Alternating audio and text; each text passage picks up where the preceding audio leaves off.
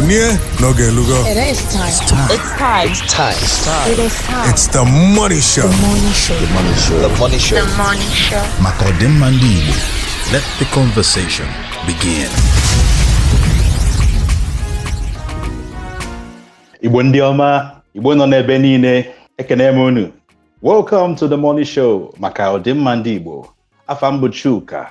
Anyị apụtasịa ka ime ka anyị si eme na nkata ụmụ Igbo maka ọganiru, maka nchekwa, maka ịdị n'otu, maka idozi obodo. Ndewono, thank you for joining. This is the 30th episode of the Money Show. Last week we discussed something very interesting about developing skills, IT support skills for job opportunities, and that was astonishing. That was fascinating. I'm sure anybody who was here last week gained so much. We hosted Equitosi, sister, on the show, and we have finally put up the video on our YouTube channel. So anybody who missed that show should just avail themselves the opportunity by going to our YouTube channel. It's on our bio. If you check our bio on Twitter, you will find our YouTube channel. All right, this is the Money Show. Makaodem Mandibo. MONI is an acronym for Makaodem Mandibo. You know, this is a conversation for Igbo all over the globe, where we gather to share ideas and rub minds, find viable solutions to some of the issues we're having, both in our Igbo and amongst us as Igbos in the Igbo community, and find ways to implement some of these things to solve our problems together as a collective. I find on here. So here we usually just come and, look at issues, and then so some time in the past, we had a conversation about education, and that conversation has turned into a lot. We talked about, I think it was 2 different episodes where we featured Alex Onya and Uche Onwamebu. We talked about developing our education sector, and then talked about capacity development generally. And we came to the conclusion that we need to do something. We need to go beyond just talking, to doing something about it. And one of the primary needs that we identified that night was to ensure that the basic education is covered first. Even if it's not awesome, at least let's cover it. So the focus was to ensure that every child in Igbo, every child, is in school, primary and secondary school. And then while we embarked on that, somehow something metamorphosed out of that conversation into a project that we're here to discuss tonight.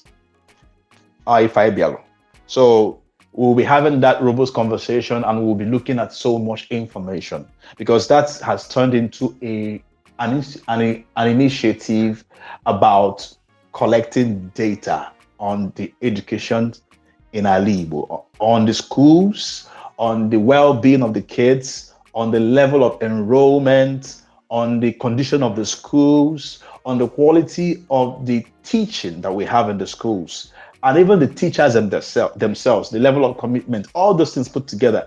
And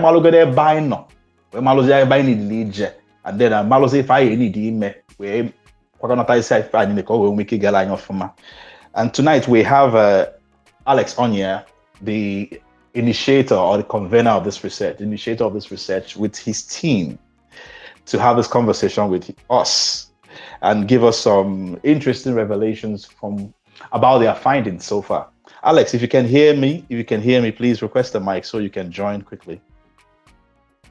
So, in fact, I believe today, and as we do on this conversation, usually because we want to make it easier for people to be able to join the conversation and be comfortable as Igbo. I ain't want restrictions about the language of the conversation. And we will not say because they can't be part of the conversation on the Igbo. No, we don't believe in that. We believe in inclusiveness. So, if you don't know how to speak Igbo, you can still join the conversation and speak English. Anywhere you feel free, anywhere you feel like you can, drop a little Igbo here and there, even if it's your own dialect, we like it. But if you know how to speak Igbo very well and you would like to just go ahead and express yourself in Igbo, whether you're asking question or you're making a contribution and you want to say everything in Igbo, Ganiru, or the Kwanyima. And Igbo kwanon do to na like you join ịkpọkọta ọnụ ịmago nke a na-akpọ ngili Igbo esitu Igbo esitu oyibo ka o si wee dị gị mma wegakwa n'iru I like kwa etu ahụ ọ dịkwa gị mma. The most important thing is that we understand each other. We are communicating. That's what matters to us.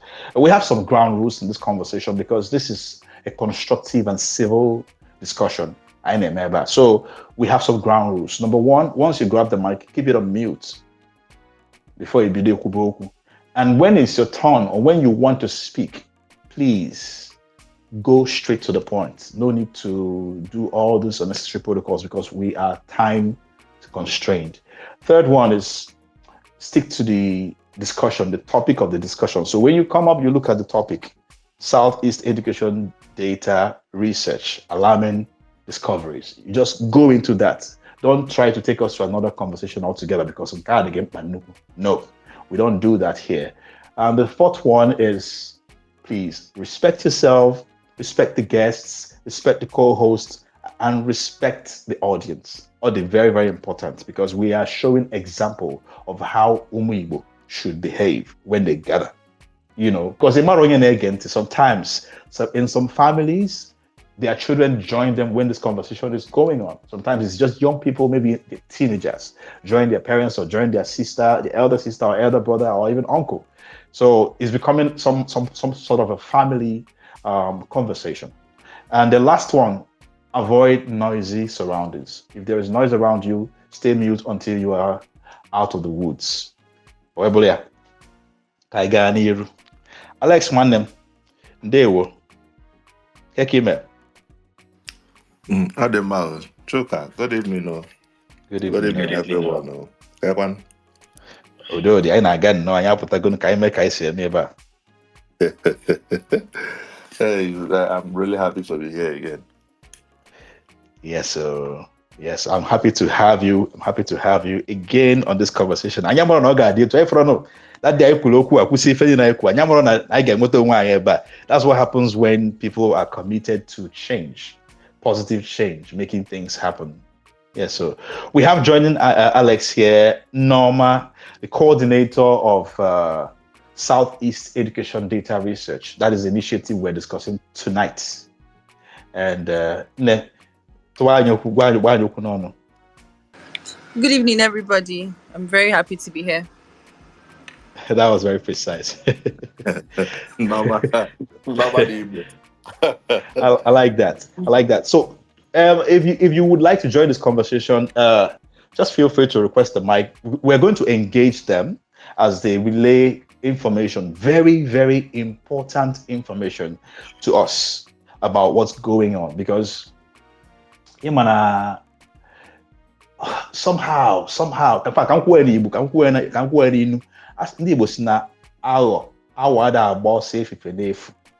what I'm saying is that when you see violence, when you see chaos, when you see instability in a particular location or locality or region and it is sustained for a period of time, there is something wrong beyond what you're seeing, beyond what is obvious to everybody.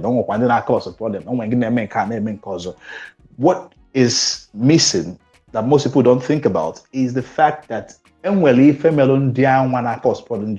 time to do what they're doing. What we have in the Southeast today, as a result of the negligence. We have failed to train our young ones in school. We have failed to give them quality education. We have failed to teach them how to think. We have failed to give them that background that helps them to understand what life is about and what really, really matters. So we have given the room for some other people who feel that they need to do some things to weaponize the anger, the frustration in these young people, and also ignorance. They have weaponized it. You know,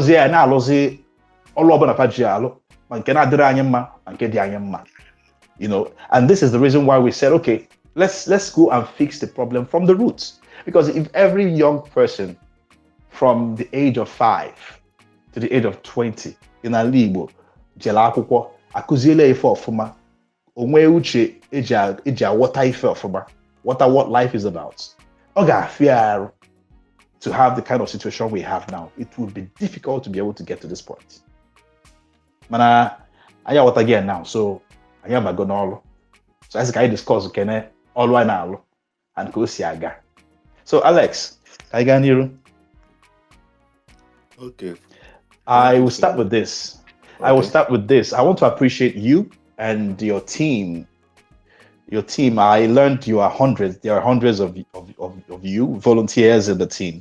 I want to, on behalf of Umuibo and on behalf of everybody on this space, I would like to salute you and Norma and everyone else on your team and appreciate your efforts. I can't even imagine the level of sacrifice that is going into what you're doing. I can't even imagine the amount of financial resources and other kinds of resources that are going into this work. And just like that. And we see the robust effort, see the effect of what you're doing. It's reflected all the time on the tweets that we see. So we want to just say thank you for embarking on this journey, even though you knew it was going to be very difficult. But regardless, you are doing the work. Thank you so much.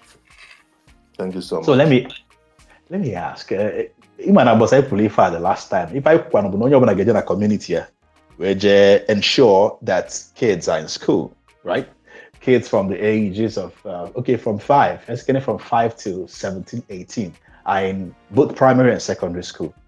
And then now you take care of personal. But at some point, you pivoted to something very important and very interesting, which is this research. Could you give us some insight as to what inspired this initiative? Okay, so the thing is, Emma, like we had our conversation the other day, right? And what we agreed on was everybody should face their community. And we need to achieve it within our own timeline, which is 12 months, right? Mm-hmm. So on the second thought, while the days we are going, while I was also trying to work on my own community, I realized something, that it is important for us to be able to do a need assessment. Because I also tried to check maybe UNESCO data, Save the Children data, UNICEF data, to see if there's anything that can kind of help us to mirror our current situation. And I couldn't see anything. What I just see is, or maybe statistics, and I would just see some unrealistic data. And when I did a little bit more findings, I just realized that now the focus have never been Alibo. The focus have always been the North. And then you will just see that now they just give us all those random sampling. So the truth of the matter is that we don't know how bad things are or how good things are. Mm-hmm. So I just said, I think it's important for us to do this need assessment. Let's even understand how big our enemy is. So that was when I had to talk about it. And fortunately, I had 542 volunteers across. So when we started doing our first review, I realized that, first of all, now the 5 states that we had to focus on, we have 95 local governments. That is in Imo, Enugu, Abia, Anambra, and Ebonyi State. So, seeing this number, I just said, okay, that is even a first base. And I said, let me even understand how many wards do we have. I know in Enugu we have 260 wards. In Imo State, which is the largest, we have 305 wards. In Abia State, we have 184. In Ebonyi State, we have 171. And in Anambra, we have 269. So these are political data, right?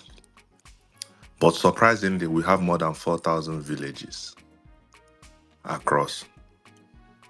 So we realized that there are places in Alibo that I did not say the governor, that the government is not aware of. The entire government have never heard of it What? before. Yes, there are a lot of places that they have never heard of before. How is that possible? Yeah. So, and those kind of places, it is impossible for them to get any form of benefit or any form of development. And then somebody can now come trying to represent maybe a bigger part of it, and the person is being given resources, and definitely they will steal it. So that alone gave us like a bigger scope. So what we now do is said, okay, let's first of all break it down. Let's have our state coordinator. Let's create state coordinators, which we now have state coordinators. Every single state has a coordinator. Then even within the state coordinator, we had to now break it down into local government coordinators, which made it easy for us to represent the 95 local governments, right? So, and our mission Yeah. is very simple. We want to know the people in school, both public and private, and the people out of school.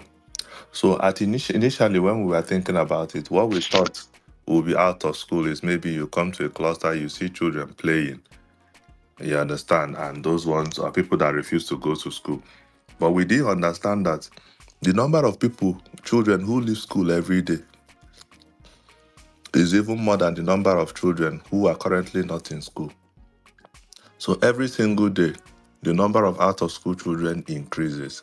That is people who are in school that are stopping school for so many reasons. So remember, we have to divide it across different states, across different local governments, and we realize that every single place is relatively unique. If you go to Osvitem has their own unique issues. If you go to Alo, they have their own unique issues. If you come to Ngwo, they have their own unique issues. Let's say, for instance, in Ngwo, let me use two places. There's this place called Ngwesa, there's another place called Uboji. In Ngwesa, there's a particular cluster we came to. We realized that the children who are not going to school, majority of them are people who came to Ngwo. And they had no plan. The parents migrated so that they can give birth, so that the children can go and start doing their menial work. So education was never part of the plan. But unfortunately for them, the children see other children dress up and go to school every day. And they desire to go to school like the other ones. But because it's not even part of the plan, so they are forced not to think about it. Then we came to another cluster, Uboji. Uboji had 87 out of school children, and 52 of them are actually from little girls that got pregnant out of wedlock. So the children, the little girls are still very young, and when we did a little bit more investigation, Okada people, bus people, police people, these are the kind of people that causes some of this mayhem. So now, the little girl has not even gone to school, or maybe just stopped. And the children practically cannot even go to school. They're probably joining their mother in the shop in front or doing something else. This is just unique to our own. When we started looking at places like Ihiala, you already know those places. Unfortunately, those places are more like unsafe zones. So we started going deep into Ebonyi State and some other places in Ebonyi State. You will start seeing some kind of strange things. So one of the things we normally do is the ones that we see, because when you come to some of these schools, the teachers or the principals will tell you the people that will stop school next week, because probably, the government say free education, but in the real sense, it's not free, because the children will be forced to pay 2,000 naira, 5,000 naira fee or this and that. Those 2,000, 1,000 naira is enough for a child to stop school, because that 1,000 naira is a lot of money. Sometimes you come to a community whereby there's only one school that serves 7 communities. So the distance it takes for them to come, many people will just leave it. Then there's a particular cluster we came to, close to Ababa in Enugu. Their biggest challenge is that they strongly believe school is scam. When you do J2 now, you are faced with different kind of challenges, right? So that was when, like the smart school project in Enugu, amazing project. However, 260 words is too small. For instance, in my own village, let's assume it's being placed in my village. If you know what it takes for probably somebody living on Okaka to come to smart school, automatically the person will never partake from it. So when we looked at these things, you will now see like places like Imo State. Imo is unfortunately very disadvantaged. And Ebonyi State is also very disadvantaged. The rest are not so great, but you can see that almost everywhere we go to, you will just almost want to cry.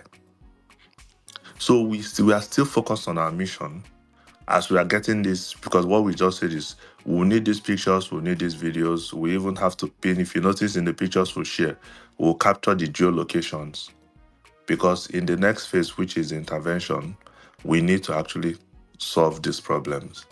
So as we are going there, because when you say you want to send children back to school, there are schools that you look at, you just tell yourself that even if he's a child of your enemy, you will never send this child to this place called a school. So some places you may have to rehabilitate. You may also have to build modular schools. So the work is large, and you have to start giving children reasons why to come back.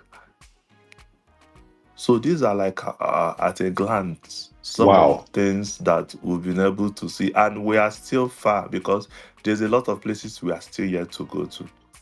And the kind of things we are seeing is strange.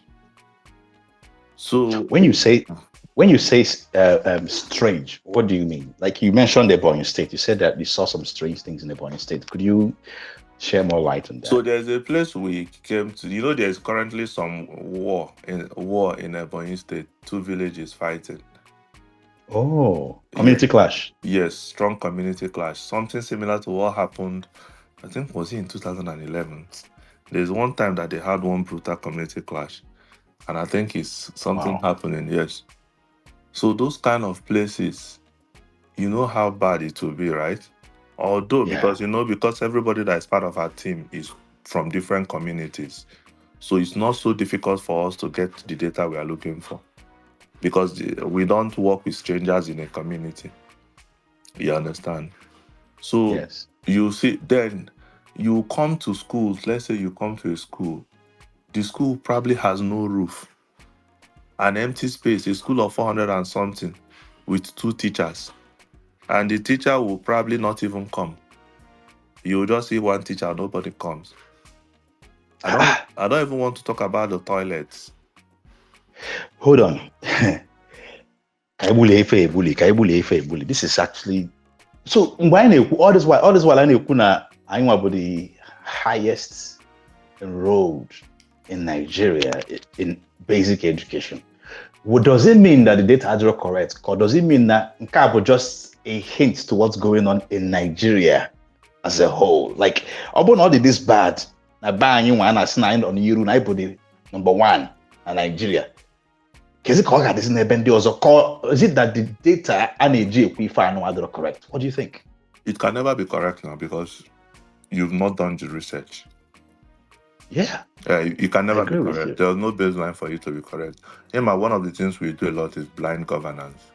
You are governing without data. How do you want to really know what you are doing? Wow. So that is the biggest problem. You don't even know who you are governing. You don't know anything, and you are only taking pictures. Why? These places you're talking about, that you said that the governor of the state most likely do not know or does not know. Don't those places have any connection with the senatorial zone closest to them? Like, how was anyone a senator or House of Rep member that represents communities, including their own community?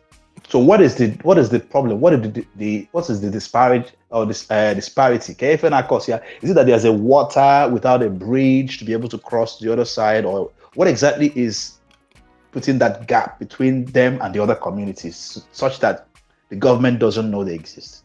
That sounds strange. Let me give you for instance.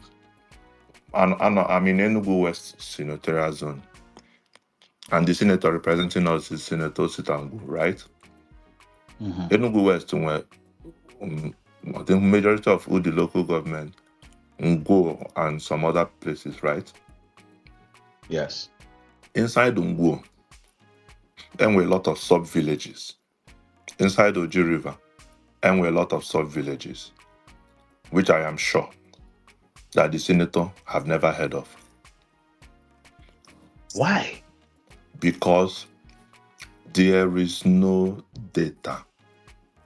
And you don't expect the senator to go to all these places to be able to know all these things. That is why they have agents, they have some of these people that they work with. But Okwemwelo local government chairman, where councillors, right? Local government chairman, let me still use my own place, for instance. My part of Ungo is under Udi local government. Yes. Udi local government is the entire Udi. Udi is actually quite large.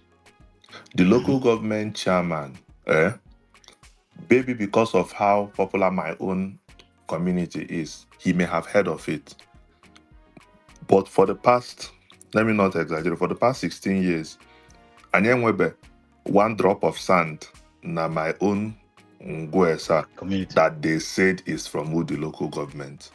For the past 15, 16 years, you can ask anybody, once just a drop of sand, I see where is it from, Enugu, Udi local government.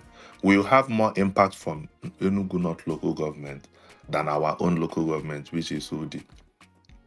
So the person... Because he shared boundary or something. Not really boundary. I mean, you know the way they divide it. I don't even know how they divide it. But what I'm basically trying to say, Buna, he has not even attended to Ndidi close to him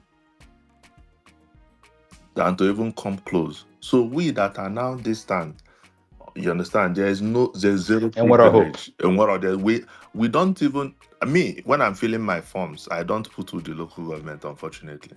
I put Enugu North. Because in Chime something on Badawood, I will just go to Enugu North and do whatever I want to do. So what about the councillors? I'm of every local government where a number of councillors for the wards. So these councillors they are supposed to be in touch with these communities you're talking about, right? Councillorship is settlement. They are not being. But then when double office, like open I in charge of this place. I get one right? Definitely again one there. But the purpose is for settlement, political settlement. So you don't expect them to know or do anything. Can they book one councillor can? So I don't even know who is the councillor on my own. I'm at himself. So unfortunately. Oh dear. So if engineer do this, okay, let's get specific. You mentioned that there are some communities that because that is actually very important. If you can't solve a problem you don't even know exists, you know. So these communities, can we mention them? Can we name these communities? And when I mean a list of the communities in the Aliwood that you think they are so kept away, so separated from the other communities to the point that the government doesn't know they exist. We have all the lists, but what we want to do, when by the time we are done, because definitely we are going to make a proper publication. When we are done, so we'll now publish everything in a much more detailed manner. You get so that will now help. So that because at the end of the day, it will definitely be of great help to the government, so that let it be that Neymar and you now choose not to work. So, but we'll definitely make available the data for them so that they can use it to also help to do whatever they wish to do. Wow. There's a lot of work to be done. This is actually the most surprising or the most shocking thing I've heard today. Man, I believe there's a lot more. Let's go to Norma. Norma, the coordinator of this research project. Norma, so far, when you are getting into this project, you didn't anticipate the things you're seeing. You know, um, how are you guys coping with the pressure? Because there's, of course, the more you discover problems, the more you are under pressure. How are you coping with the pressure, especially working with your state coordinators? And I believe they also have people working under them. I don't know what you guys call them. How are you guys dealing with the pressure or the weight, the burden of this work? Let's just have an idea of your experience. Yeah. All right. Thank you very much, Chuka. Good evening, everybody, once again. To answer your questions, we've listened to everything that Mr. Alex has had to say, but to answer your questions, because basically I work with, people, the coordinators, the state coordinators, the local government coordinators, and then the volunteers. So it's basically in three levels or three hierarchies. So there is the state coordinators, there's the local government coordinators. So in every state, there are local government coordinators. For now, there is no state that has all local governments covered, but we are being very fast and being very efficient with what we are doing. So we're not just waiting until we have all the local government coordinators, because for us to be very efficient, we need people that reside in these areas. We're not just trying to, source people that maybe are from this particular place. We need people that reside in those areas. So we have the state coordinators, we have the local government coordinators, then we have the volunteers. So that's how we've been doing it. So far, the challenges of following up, because it's one thing, the way everybody is here, we're listening to how passionate Mr. Alex is about this project. We're listening to how passionate you also are about this project. Not everybody shares the same vision. So when you're trying to explain, let's do this, you won't even blame anybody, to be fair. You will not blame anybody. You're not going to, it's not also by force, it's volunteering. Yeah. But in the same vein, we have a lot of people, people I've spoken to who are first pocket-minded, how is it going to benefit me? What do I have to do? A lot of people want to do it from a place of convenience. And if we are being very honest, we can't achieve this from a place of convenience. It's going to have to cost us something. Our time, right. Our resources, patience, something, definitely. So the major challenges that we face are people wanting to operate or do this from a place of convenience. And it can be tiring. And another major challenge is going out to meet people. You'll be shocked at how I don't know the word to call it. I've forgotten what Mr. Alex calls it. But a lot of people do not understand simple instructions. So it shows. It's not even me trying to be funny or anything, but I've forgotten what Mr. Alex calls it. But the quality of education that a lot of people who are older have received, it's been really telling, because you're talking to someone who's older, explaining simple things, and the person is still not understanding what you're saying. And it's wow, if we have adults who don't understand simple instructions, then the children who are going to have it more difficult. So even when we try to, can you hear me? Yeah, I can hear you. Go on.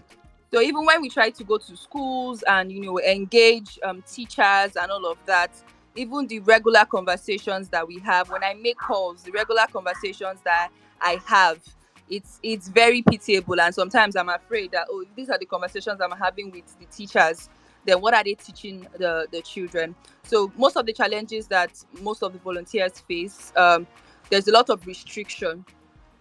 It's crazy how unsafe that, I don't know whether to generalize and call in Nigeria, but for the sake of the project, I'm going to say the Southeast has become.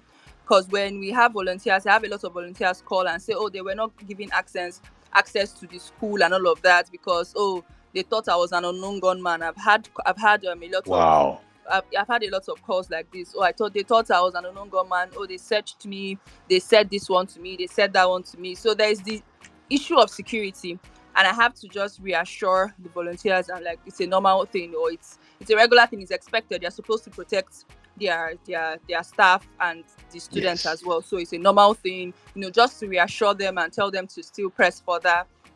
There's a lot of fear that we have nowadays of, okay, what is this project for? Who is it for? What are you going to use it to do? I've had a couple of Oh, no. volunteers tell me that they lied that it's for a scholarship project just to get data. So people have been very creative with what they tell school owners. Oh, it's for a scholarship project. Oh, governor wants to know. Oh, governor wants to dash money. Oh, they want to do this. Oh, they want to take people abroad. Different things that you have to say just so that you can get the school owners or whoever is in charge to give you the data that you're looking for. And even with the data that we've seen and data that we've collected, I would say that when it's in a town or in a city, because Enugu has been doing very well with the submission and all of that. So when it's in a town, in a city, you see really impressive data. And like Mr. Alex said, when he goes to communities, you start to see the quality of the school.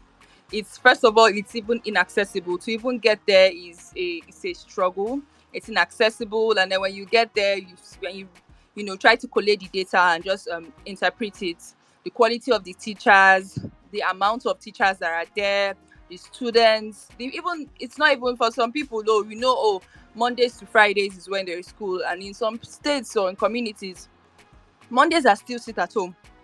In a lot of places in the southeast, Mondays are still sit at homes, and they don't even go to school on Saturdays. In a lot of places, they don't go to school on Saturdays. So in the southeast, we are having only 4 days for school, which is already a disadvantage. And then even in the 4 days of school, there are schools who don't have classes rather from Tuesdays to Fridays. So have classes probably only on Wednesdays or Thursdays. Why? Wednesdays and Thursdays, only 2 days, out of the week. So these are the things that we Sorry, see, what you just mentioned now.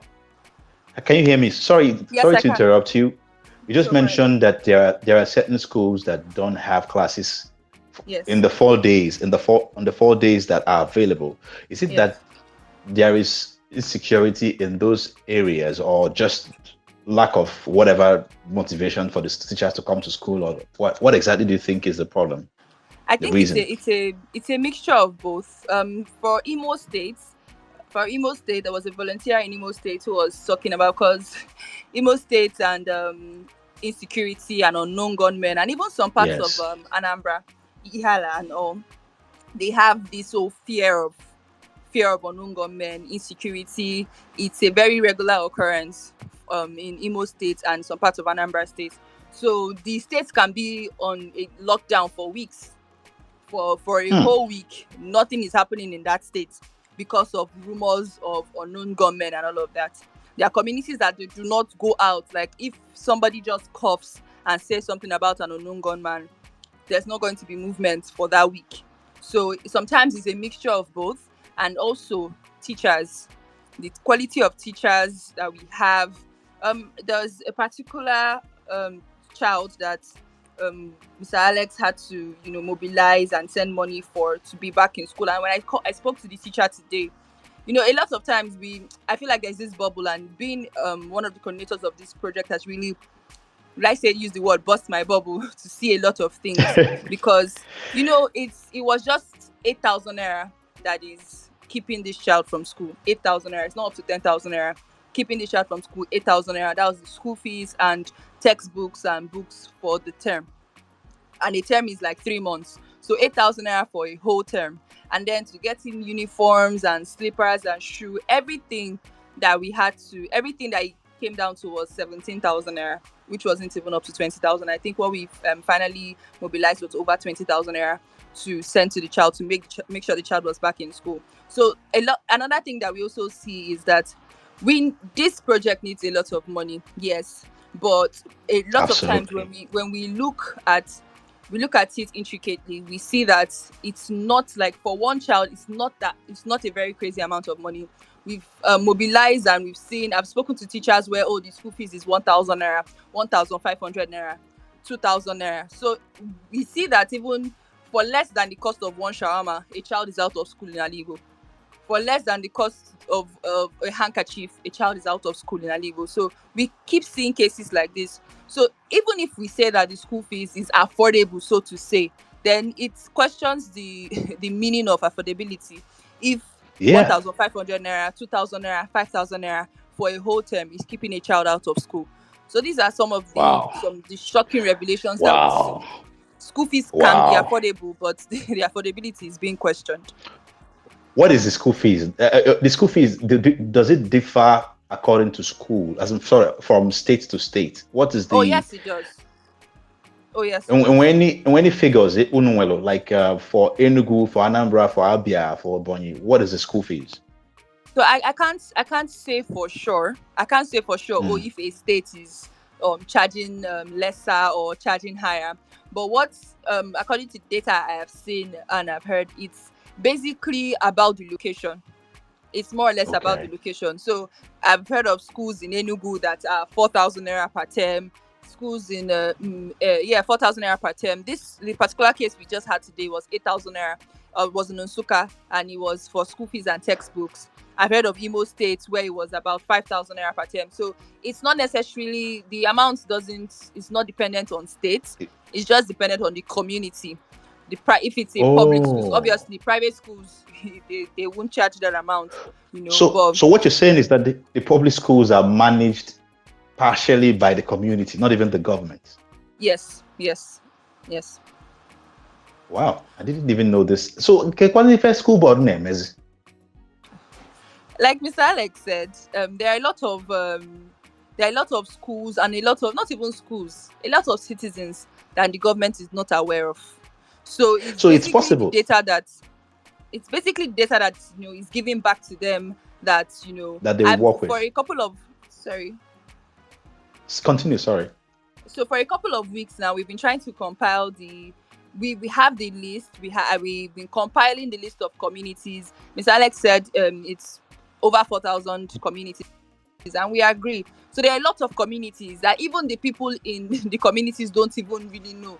There are some people that would say, oh no, this place is this place, and other people say, no, this place is this place. No, this is the boundary. This is not the boundary. So there are a lot of communities. And even if the people that are in these communities don't even fully know the name of their communities or where it really is or where the boundary is, then we can't really expect the government to know. So there is a lot of data that is being lost on a daily, a lot of data that nobody's taking any account for. So it's not just what the school board is doing, is are they aware? Are they aware? This is fascinating. What you're saying shows that the school board doesn't even know the number of schools they are managing. Like, no, they do not. And what are the data at all? Minus the one that is going on now, the data collection that is going on now, and what are any data at all? That's what this tells me. I would like to think not. I would like to think that obviously they have data, but the data they have is probably for the schools in private, that one schools data that are now owned by Catholic and all those kind of things. That one are selective but the data schools now. that are in communities, definitely not. Wow. I find this fascinating, but Amado can't get where so nowhere because I didn't even see these angles coming. Well, we will just hold your breath. We will bring in questions. We will have the audience join this conversation and engage. But before then, I just want to say that this conversation is important, very, very important, beyond what we discussed before on education. This is actually much more important. So I would like us to expand the audience even further. If you are on this space and you haven't shared it yet, please go ahead and share the space. Share it on your DM, on your WhatsApp, tweet it, retweet it. Let everybody following you know that this conversation is on. It's recorded. So even those who don't see it now that will see it later can actually come in and listen later or now as we're having this conversation. I don't know if you have some of your coordinators available here on this space. I don't know if they will be able to join this conversation so we can probably engage them and ask some more detailed questions that is relative or peculiar to certain communities. Like Onye Enugu Walunkia, Onye Anambra Walunkia, Onye Imo Walunkia, Do you have some of the coordinators around? Yes, I think the Enugu State coordinator has joined. Okay. I think he's in the space already. Okay. And I Okay. think I'll have to follow up on the rest because I do not know their X handles. Oh, all right. All right. Maybe they can what maybe they could just give you their handle so you can let us know when they are on the space and then they'll request the mic. But for those who are here, please quickly request the mic so we can bring you in. You know, I'm sure that once you're on the space, you can be recognized. I'm sure that somehow Norma will recognize you when you speak. Yeah. Kokwa we na-aga aga. Unu anụgoni ya nụ ndị Igbo. Unu anụgoni ya nụ unu afụgo ka o si wee dị. Ife anyị na-aya abụrụkwa obele ife o. Now you see why we have the kind of chaos we have. Ebe nsogbu anyị bido erika. Mana anyị abanyego n'ọrụ ka anyị wee nwee ike idozi ya. So if you would like to join this conversation, please request the mic and let us engage the coordinators of this project and ask more questions, make suggestions, and then see what we can take from this beautiful conversation. All right, let's hear from onye na-achị kpafia now dịka ọ na-adapụzi na the space ka ebe a ga-eme ya. Okay, Ndubisi, you have the floor. Okay, man. Are you a coordinator? Okay, good evening, Kenny Media. I'm not a coordinator. I thought there are other people before me here. Hammer of God is here before me. Okay, just go ahead, no problem. Ịma na unu na-abụ na ọ dị ka asif na onye bata ọpụa, ịmago sometimes a na-enwe connection issues. So I'm not a member. Or can you guys hear me? I'm not a member. Okay, Hammer of God, ngwanu. Ganiru, kekime. Oduman, no. Thank you very much for bringing me in. Fantastic conversation. First and foremost, Alex, Sonia, you're doing a very fantastic job. And I really appreciate what you're doing. I hope that a lot of people who are interested in the development of Anibo can, come together and support this initiative. I have a few fundamental questions. And I'm going to start from the last lady that spoke, one of the coordinators. First, with the last response to whether or not she had the coordinators of, the states at hand. This is going to be a contribution, then I'll go to the question. First, I think I know that you may have done that, but it's just to show that I can contribute to whatever the initiative, look like from strategy point of view. Coordinators, first and foremost, a lot of these people may not have, digital devices, which I consider to be first mobile phones. Is there a way we can get them a particular type of digital device? Could be a mobile phone that can enable them, carry out this job, seamlessly. Now, can we also look for a network?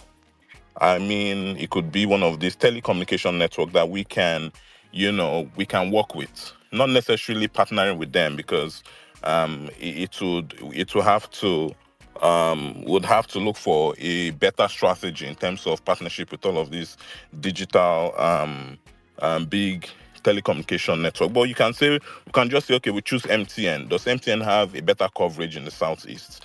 Then we can say MTN. I'm using that as an example. We get them a digital device which is in form of a mobile phone that is very, very efficient. It could even be iPhone. Could even be iPhone 11. Could even be iPhone 10. It couldn't. It could be any mobile phone device. We can contribute and make that available. At least I know the landscape. I know at least in Abia State we have 17 local governments.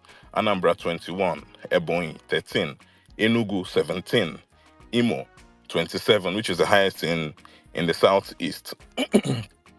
Are there other states that we're considering apart from the 5 eastern states?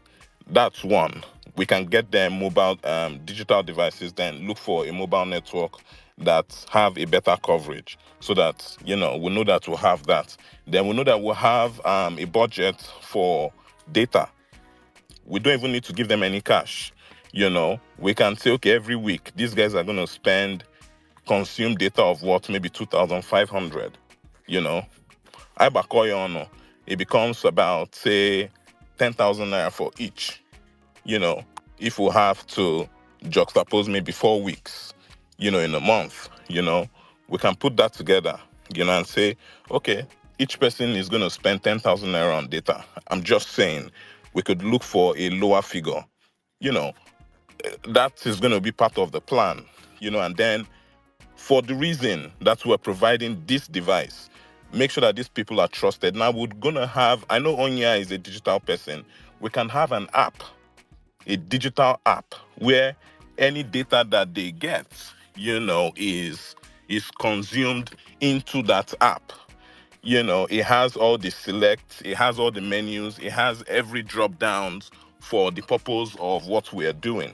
We have it installed on that app. For every person that is given that device, have to get that app. So for everything that they do, once they put anything and they put enter, they press enter, it goes to a database where Onya and the major team can, Access. monitor and access. Exactly. Now that's on one hand. I'm talking about, that's the fundamental now for us to be able to have these people to work effectively. Now, as a coordinator in a state, every state, don't forget, to have to cascade it down. You have senatorial districts, which is 3 for every state. Then you now have local government. Then we now come to autonomous community. Autonomous communities. For example, in Imo State, where I'm from, we have about 305 autonomous communities.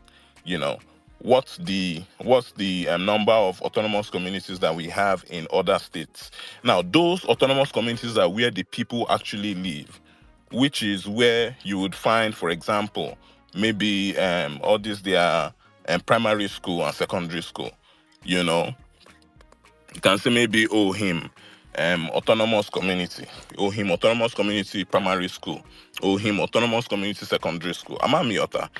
Those schools may not meet the standard that we want. Then we can now decide and say, okay, what exactly are the features that we want to see in these schools? That would now give us an idea of our budget. Now, I'm saying this because I've planned to do a similar project like this about 7 years ago. I did a design, a whole design, school construction design, architectural design. We have classrooms, we have all the administrative design, everything all set. We copied from a particular school from the UAE, and we thought that these are things that are necessary. Plan it on a 1 hectare plot of land, and we decided that, okay, that should be. So when Enugu State Governor came in and started doing all the smart schools thing, I laughed. I said, these are things that we already talked about, about 7 years ago, to do. Now, my point is, we don't have to do that big size of a project, but we can start small. But, we need to locate communities that have schools and communities that don't. And I think that's where Onya talked about people traveling from one point to the other just to attend a particular school. So can we say that in every autonomous communities, we want to start building a school? What type of structure can we afford to build for those communities that do not have schools? For those who already have existing schools, excuse me, sorry, I'm a little bit sick this period. I took a flu shot, so I may be coughing intermittently. So for the communities, thank you. So for the communities that have schools that are dilapidated, as Onyi's research have shown, can we also, and don't forget our coordinators in those states, they have to work with their autonomous community coordinators, because everybody who's a coordinator, autonomous community must have a coordinator that make sure that everything in the autonomous community, in terms of children that are going to the school, families that cannot afford to go to school, we can get all those data at the autonomous community. Then we'll now, transfer or transmit to the coordinator at the state level, or rather at the local government level. Then it now goes to the state coordinator. Why I'm saying this is because it's going to help in building the type of data, broad data, that we may be needing. Trust me, there are a lot of people who would jump on this project to help us, get our children back to school. And I think that it's very important. That's what Onya Alex is doing is supported with every vigor. Notwithstanding where, who, or what is for and against. That's just going to be some of my contributions and questions. So the question on this part I just talked about is, do we have autonomous community coordinators, which is where the people actually live? Before we now start talking about state coordinators, is the state coordinator or the local government coordinators trying to make sure that they get autonomous community coordinators, for us to be able to identify each autonomous community. For example, I just said Imo State has 305 autonomous communities. Imagine if Imo State have 305, how much will other states have? So that we can put together, and then take it up from there. I'll come in All right. with a few other questions as All right. we get in. Thank you very much. That was brilliant. Thank you. Thank you very much for that. Alex, would you like to All respond? right. Or Thank you Norma, very any of you? much. I was trying to look.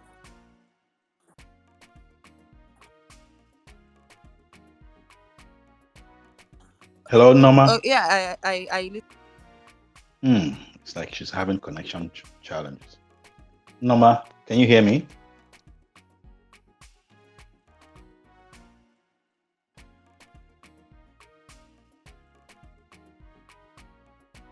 Can you hear me? I can hear you, but we're kind of losing you. But go on.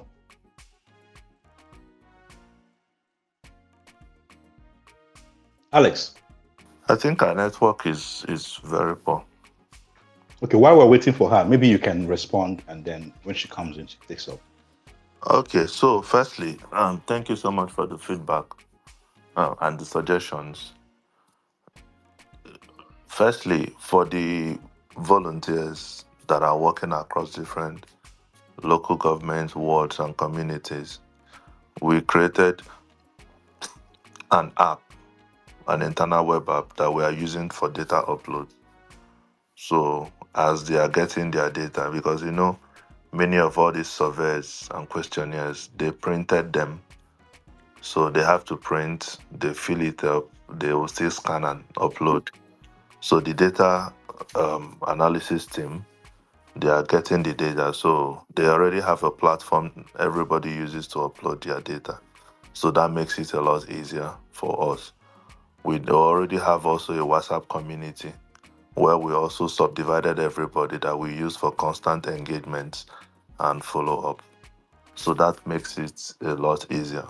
So because, like Norma rightly said, in all the over 4,000 autonomous communities, we don't have representation complete yet, although we're expanding to see how much we can get. Some people are covering even more communities. So, however, as we are gathering our data, we'll keep uploading it on our platform. The team that handles the data analysis are already working as everybody is actually working simultaneously. So that has always been the method that we're using. So, and we hope to expand more. We hope to get more people across different places. We are very specific on residents because we want to be sure that we are dealing with people who kind of understood everything and also who are known. Because whenever a stranger comes to a community, is way more difficult for the person to be accepted at first glance. So that acceptance is a key factor. So, and we've made some interesting progress. So this is basically what I have to say on that. I don't know if I'm able to address the Yeah. question. Yeah. Okay. Norma, if you're able to speak now, let's have your response too. Okay, can you hear me? Clearly. Yes. Okay. Firstly, thank you very much for your questions and contributions. But if you're following, or maybe you listened to what Mr. Alex or what I said earlier, one of the major challenges that we have is getting people who are also passionate about this project. That's one of the major challenges that we have. Like I said earlier, we are all on this space, we are very passionate about education, but not all of us here, to be very honest and realistic, is going to bring out time to want to go into the field, or to make calls, or to follow up, or to find out what is really happening. A lot of us, would this project is costing us something. For some of us, it's our time, it's money, it's resources, and not everybody thinks like that. So that's the first thing. So even like I even said, we don't even have local government coordinators for all the states. There is no state that has local government coordinators for every state as at now. We have state coordinators, but we don't have local government coordinators for every state. And there are even states where it's just maybe one volunteer from that particular local government, and the person is really passionate and doing it. We luck out sometimes where we have someone who is, they have a lot of very passionate people who are working with us, and one person will just find out, get as much data for a whole community. But if we are being very honest and realistic, not everybody is like that. Now, when it comes to the finances part of this, because you also mentioned having giving phones and giving data and all of that. If you work on this project, you realize that once money is involved, people will leave the passion. The whole, oh, let us find out how many children, and hope everybody will forget about it and use and start a new life with this particular money for the project. I've had to cut down budget, we've had to investigate, we've had to follow up. We've had cases of, oh, we mobilize this particular local government and give them this, and we follow up and start to call and, oh, what's going on, what's going on, what's going on. So to give phones and give data and all of those things, those are really good. But for us, how we're doing it is we are going to see the seriousness and how many uploads and everything that you've done before we can now make such an investment or such a risk, because at the end of the day, it is still a risk. And you also said something about, oh, if we have data. I think Mr. Alex kind of answered that. But if you even know Mr. Alex in any capacity, you will know that he is someone who is very passionate about technology. So all the state coordinators, all our coordinators have mobile phones. We upload them on a website. The uploads are done with technology, every single thing that we get. And it's even frustrating, but what we still do is, oh, if you cannot upload, send to your state coordinator, send to me. I've had to interpret data, I had to upload data myself, send to who will upload data. Even when the site is down, sometimes we have to work on it because we understand the importance of technology, and instead of doing it manually. So all of these things are being looked into. One of the major challenge, like I said, is getting trustworthy people, trustworthy personnel, people who are really passionate about this and are not just thinking about it from a money perspective, because it is the kind of money you will give somebody and say, oh, take this money, go and do this project, or go and find out, and the person is going to air you. You're not going to hear from them again. So when it comes to the finances part, we have to be very, very, very critical and thorough. But we are working on it. We're making progress. We are mobilizing the people that we can, people that are passionate about it. We're taking risks, and I think we're making progress. Fantastic. I have to give you the kudos. Honestly, you are, I don't even know how to say that, but from what you're saying, I can imagine what your day looks like, what a typical day looks like for you. And yet you're able to apportion time to this work, apportion resources to this work. Okay, Alex, I'm not Alex about Alex about energy, no. He does the impossible. But when I look at the kind of effort you guys are putting into this, it's so laudable. Like it fires me up. It inspires me in what I do as well. And I hope that is the same for every other person listening to this conversation here. I don't know, Jisinike. Let's get more reactions and more suggestions and even questions. WC, you have the floor now. Go for it. Okay, Kuni Media, good evening. Good evening, everyone. Alex, Dewo. My question is specifically for your teams, Neamar and Alex. The areas of the insecurity whereby you said that they are not able to go to school. Do you have plans for such children in those communities? Do you have any plan on ground for those children? So thank you for the question. Sorry, I didn't get the question. Sorry, I didn't get your question. So Norma, let me answer. So thank you so much for the question. When I mentioned about challenges, I also missed one, which is flooding. Flooding is also a very big issue, but I didn't even mention that. Firstly, for the insecurity or any of the challenges, we are basically still trying to identify the challenges. So solving the challenges definitely is going to be in the next phase.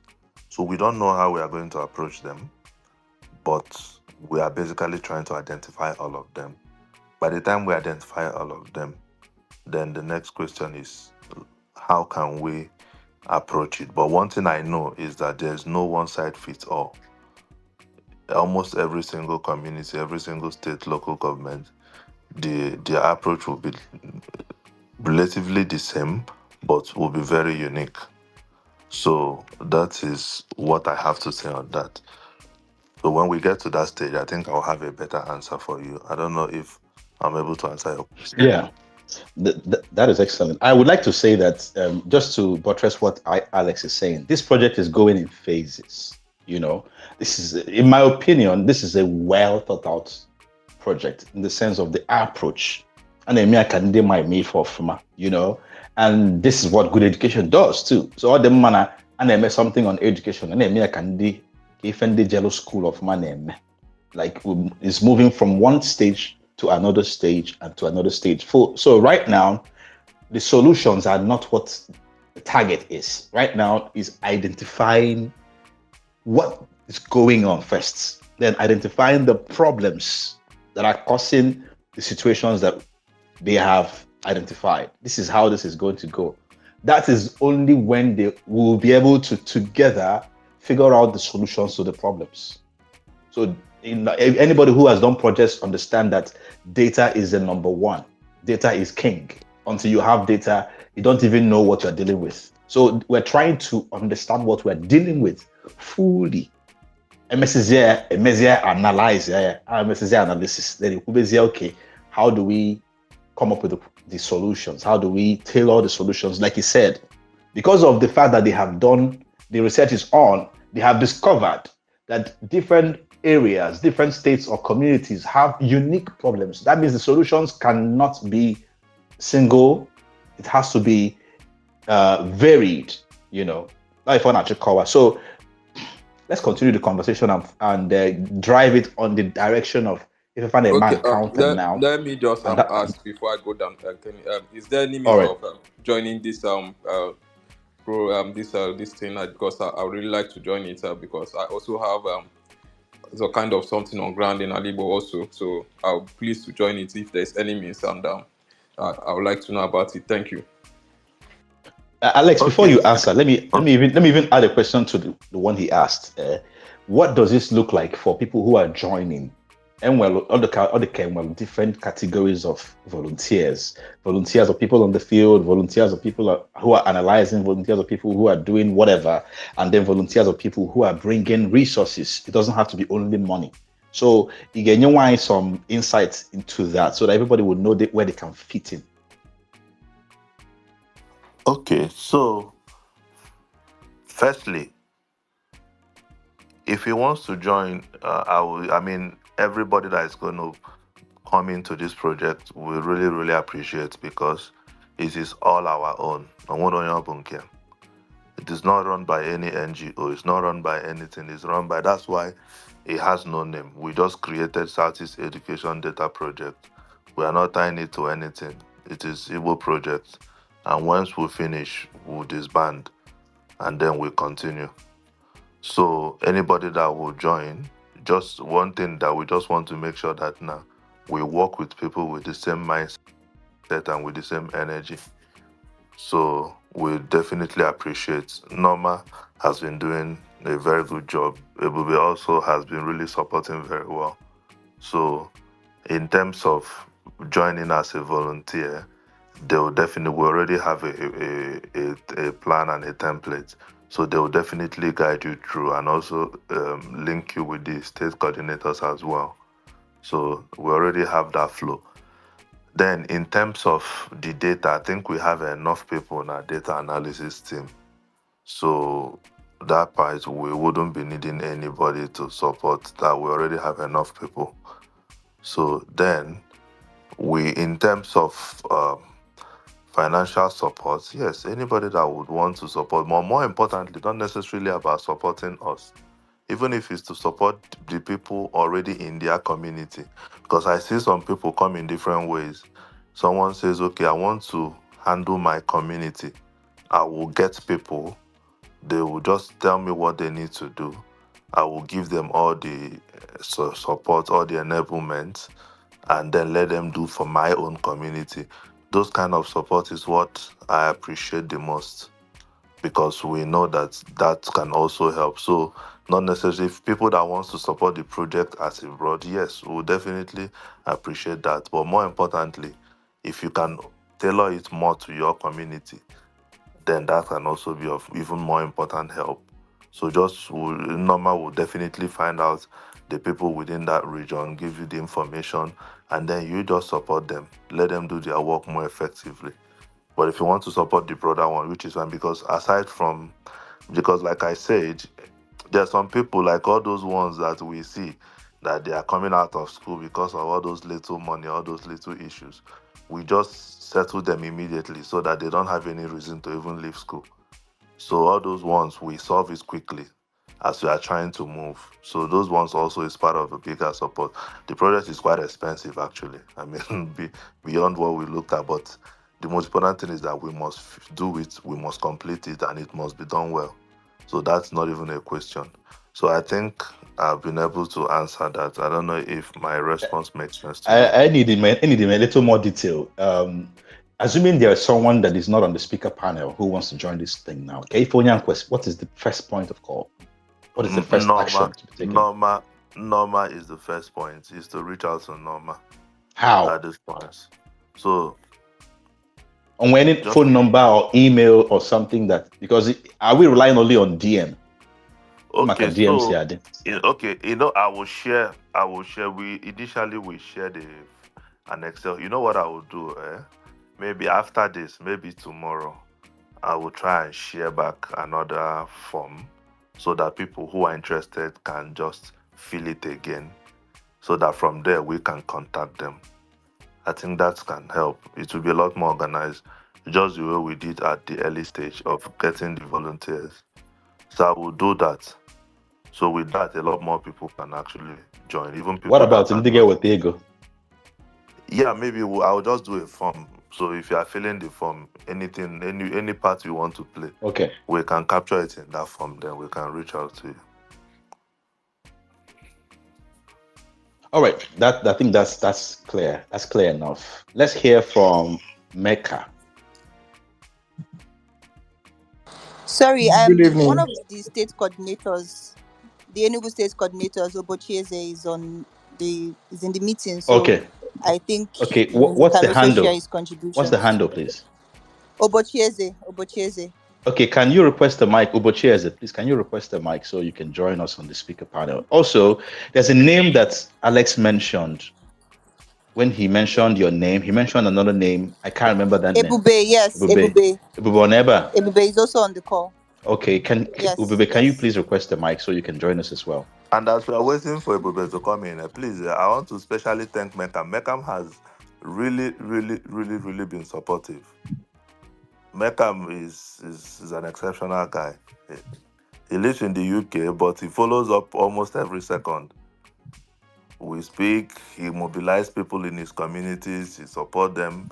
He has been an amazing guy, and I really appreciate him. So before he speaks, I just want to let him know that his support for this project, we really appreciate. No, it's not me. Maybe you're mistaking me to someone else. Okay, Mekam, sorry, it's okay. Mecca is different from Mekam. There's one Mekam. M is Okay. Yeah, it's not me. okay. Thank you. I wish Mekam, if you can invite Mekam to this conversation, Alex, that would be great. I will just forward this to him. Let me see if he will join. Okay. All right, Mecca. You have the floor. Good evening. Go for it. Good evening. Okay, I want to first of all appreciate Alex and his team for focusing on education, because Kunia Media, like some of the spaces he hold go and the conversations, and there was a time that you took us back, Imago, to Michael Okpara's dream and how education, Siburo, one of their foremost things objectives, Hatcher, during in the 50s and early 60s, and the fact that Enwogo case in where drawback and individuals like Alex and his team alongside are trying to push the government to do what they are supposed to do. But my question, so I really want to appreciate them on that. But some of the things that happen go this evening.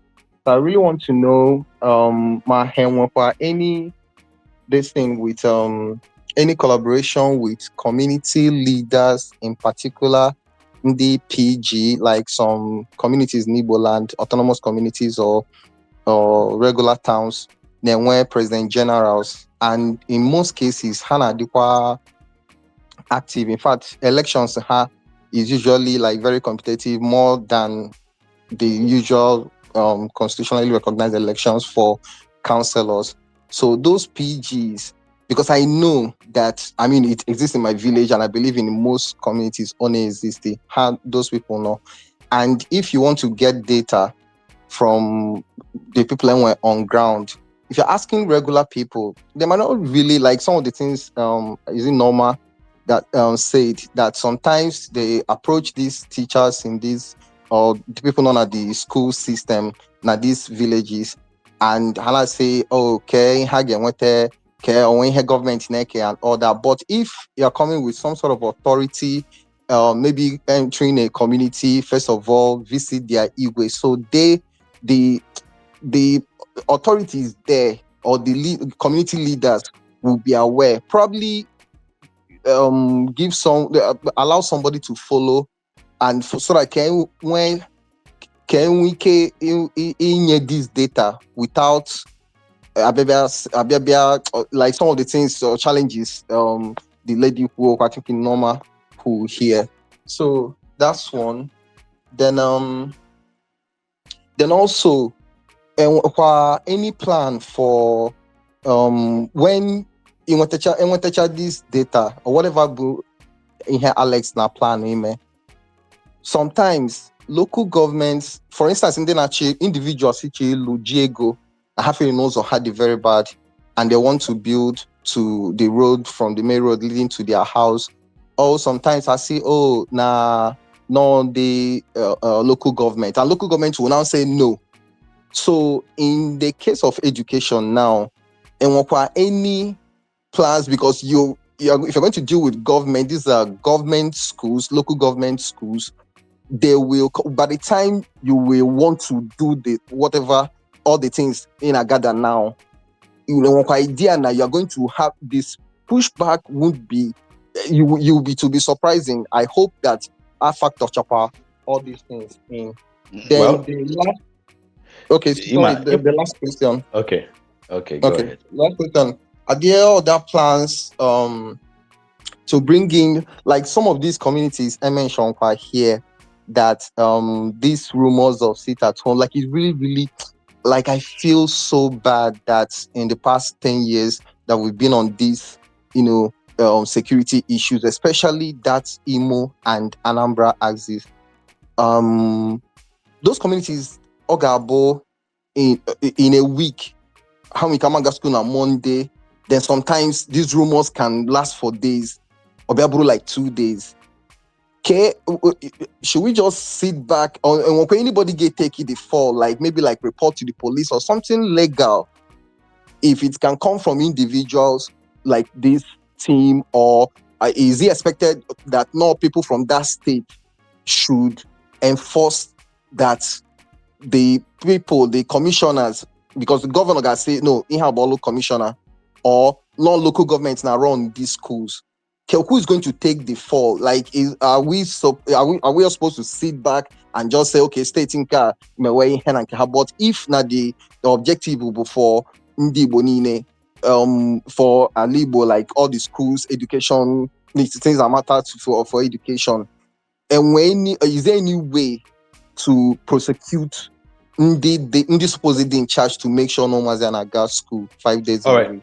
All right. Like I said earlier, Mecca, we're trying to focus on where we are.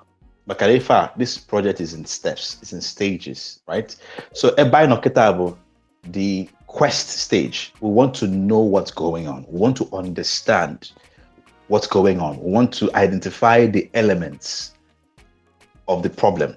We want to understand the components of the structure that may exist already.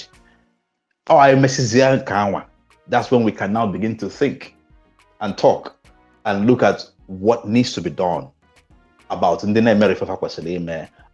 if I could say about the schools now that function very well, or the schools that are dilapidated, or the kids that are sick or whatever. But we're trying to first of all look at that on identifying the issues as deep as they are, as vast as they are. That's where our focus is on this conversation. And then I'm not really support why that effort, because I spoke with Alex a few weeks ago or a few days ago, and he said that this was supposed to end this year, but from the amount of work they involved, that they have decided to extend it till next year, sometime maybe by the end of the first quarter of next year. So this is to show you how much work needs to be done. So I and support this in every way possible to just make it work easier, faster, and produce more results. Yeah. So let's channel our questions in that way. All right. Okay, let's have a lady. But let me answer the first part of PG. Okay. Sorry, I should have let you. Yeah. Yes, part of our strategy, yes, we are engaging the PGs. But also, one of the things we told ourselves is, at this stage, we have to avoid bureaucracy as quickly and as much as we can. So we engage PGs. We also develop individual strategies to be able to get our data. Sometimes when we come to a school, if the principals started becoming complex, we go through a teacher or through the teachers, and then we can actually go through like a backdoor to still achieve what we want to achieve. So avoiding bureaucracies are very key, because once you start formalizing everything, then probably it will take us 4 years to achieve it, which is not the plan. So that is it. I agree with you. We're definitely engaging. What do you mean by PG? Because Makandina Watara. PG is President General of the community, right? Yes, every community. I mean, almost every community that I'm aware of has a PG. So we already know that will help. But one thing you realize is that by the time you try to even engage the PGs, they are more interested in what they're going to get. Another plot of land they want to sell. So you may not even waste your time. So not all anyway, but we just told ourselves we just have to be very dynamic. You can see when Inoma was talking about the dynamism of our approach. So we just said anywhere, if we look at you, we know the message will sell to you, just for us to be able to gain access to the data we need, and then we keep moving. So that is basically what we do in that way. So thank you for that, bringing it up, but it's something that we currently do. Then in terms of the other one, like I said, Chuka have already answered it. We are still focused on identifying the gaps. However, I just did some pet conversation when I was in Enugu last week. I had a conversation with the new chairman for Enugu North. I had a strong conversation with him. Yeah, he made commitments that all our people in Enugu North, that he will give us an express. So anything we need, anywhere we want to go to, that we should go to, they will give us an express for that. So that was what I got from him. And then also in Aguata as well. But I mean, these are just low-hanging fruits, actually. So, but I'm sure that by the time we engage a lot of them, we will also get a leeway. But even without that, we are still making very good progress. Thank you. Thank you, Alex. All right, let's have Harry Madu. Can't read your name; it's very long. But okay, Madueke, Harry Madueke. Let's hear from you. Go for it. Harry, can you speak? Okay. Yes. Hi. Keki man. Odima, Keki Mary. Do it. All right. Good evening. Fine. Good evening, everyone. Good evening, Dr. Alex. Good evening, Norma. I appreciate being on board on this project. I've been following Dr. Alex for a while on. Alex, our partner doctor. So I've been following him for a while on this space, and he has been doing a great job. Very, very, very great job. So the moment I saw the project, I jumped on it, and which is very fantastic. I'm the Anambra State coordinator. It has been going well, but not really well. But so far, so good.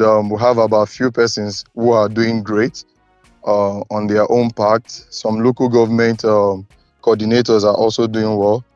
Then we've had cases whereby some persons, when they get to some schools, they are not given access.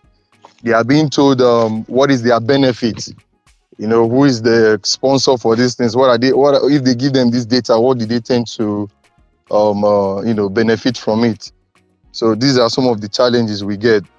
And then, like Mr. Alex said about the flooding, there are some places in Anambra State that they will need to. I think the flood affected their timetable. So it's during dry season when probably when everybody's on break. That's when they are resuming, which is very, very poor. Then in my side, like Ihiala, for example, I'm from Ihiala. There was someone I coordinated to handle that area, and the challenge the person is going through is because of the crisis happening in Ihiala, especially Uli area. So the whole unknown government stuff and the sit-at-home stuff is really affecting. But nevertheless, this is a project that I know that at the end of the day is going to shape Alibo and then give us a good name. So that is that for now. Thank you very much, Harry. Yeah. Thank you very much, Makolo. Yeah. Excuse me. Thank you. You're welcome. Thank you very much. Kuni biko, I'm on about 2 questions on Choiju biko. Oboro kuni biko. Okwa na afọ Igbo kwa na asọ biko. It's those iPhones so that we know Igbo. It sounded like Kuni Media. Nke a gbasasịkwara unu. Onye ọbụla bụ onye Igbo gụrụ ife a na-aghọtara ife omini. Onye ọbụla gụrụ Igbo na-aghọtara ife a. Okay, I get nobody anya. I get nobody anya. Thank you for your suggestion. Because before you quote, let's hear from this lady. We haven't heard from a lady here. So let's hear from the lady here, Global Citizen. And then maybe after her and one person you can speak. Good evening. Ndewo, good evening. Can you hear me? Loud and clear. Okay, thank you very much. And Mr. Alex, thanks very much for the work you are doing. And I can imagine Basra data collection is a lot of work. So I don't even want to start imagining what you are going through with the team on the field. 2 weeks ago, so I have question and also I have comment. 2 weeks ago in my Imo State, in my local government, ndị nkuzi na the ụmụaka went on protest because my Fulani headsmen are living in the school and they have all their cattle in the school. And to show that how much underfunded schools are, the government na-enye the schools ego, so ha na-emeta na-akọ ọrụ na-eyuzuzi ụmụaka na gas ga-echesa na gas kude mụta ihe, but they are farming for the teacher, they're farming for the school. So when they farm, they sell the products. That's what they now use to fund the running of the school. So these Fulani husbands with their cattle have come in there and are living in there and been destroying all the farm lands that they had. So it has gone on 2 times now. So 2 weeks ago, they went on demonstration and calling on the local government to come and help them to settle out the Fulani headsmen and their cattle out of the school so that they can learn and also they can be able to get some money to run the school. I have the video somewhere on my timeline. I'll share it under this under the Twitter space much after speaking. Then the second one, maybe Mr. Alex, you've answered the question, but please pardon me if I ask it again. What kind of data are you collecting when you go to the field? Is it just on the schools? And if it's on the schools, what kind of information on the schools are you collecting? The reason is because I'm doing similar work, and I've been collecting some of this data, and I wonder if there's a way, if you something that you're interested in, to share it with you. I sent you an email, a message in your DM, but I never got a response from you to also see how I could support you, because that's what I used to do, the research I do at the university where I work in UK. So maybe if you could tell me a bit more about this data, and that would be really helpful. All right. Maybe about Alex, I don't know if it's publicly fine. I don't know if it's discussed with her. No, I can Back respond end. publicly. Okay. I can Go ahead. respond publicly. Firstly, Okay. sorry, you can also resend me a DM again. So let me see it. I'm sorry, my DM is actually quite full. So send that message. If I didn't see it, maybe something else has covered it. If you just send me a message, I think it will pop up. I'll respond to you this night. Then secondly, Or alternatively, you can just click on her profile when you're done talking and just send her a message. That way. that message, I'll send them all that yeah. Okay. Go ahead. Yes, I All will right. appreciate that. Sorry for not responding. Then, secondly, basically, what we are looking for is in the schools, we want to know the number of boys, the number of girls. So that's the total number of everybody in school across different year groups. People in nursery, primary, secondary. So we are doing both public and private schools. So every school, actually. Then, aside from that, we are also trying to find out the number of teachers in the school and the number of teachers also at different year groups. Then, we also look at the qualifications, the minimum and the maximum qualifications of the teachers. So, as after that, then we also go to find out within the communities the people who are not in school. So we make inquiries, we look for clusters, we ask questions. So, but even while we come to the schools, we realize that a lot of people are dropping every day. So we also take those information. So this is at a glance what we are looking for at the moment. So we are comparing in school data with out of school data. I don't know if I was able to respond to your question. Yes, you did. You did. Maybe I can say what I actually sent. Maybe just to give. I was suggesting that when you are collecting the data, you should, like you said, you're already using the digital platform, which is really helpful. To also try to map the locations as you collect the data, because you can use it to estimate how far people have to travel to go to. And that's the project I'm working on at the moment, because I'm looking at how far people need to travel to the nearest schools to people, and how far they need to travel to school as well as to hospital. So these are the two things I'm looking at. So I was suggesting that if you're trying to do that, because if you do that, you will not have the issue of the collection of autonomous community information. I have the autonomous community data of, like Imo State, I have that. I have all that data to the world level. So if you bring that into your data set, it can help you to improve the accuracy of what you are collecting already. Yes. So that was my comment. Yeah. In addition, yes, thank you for the feedback. But in addition, we actually map every single location. I failed to okay, mention so it. that's So what? okay. But That's really helpful. however, the collaboration is important because data comparisons are also key.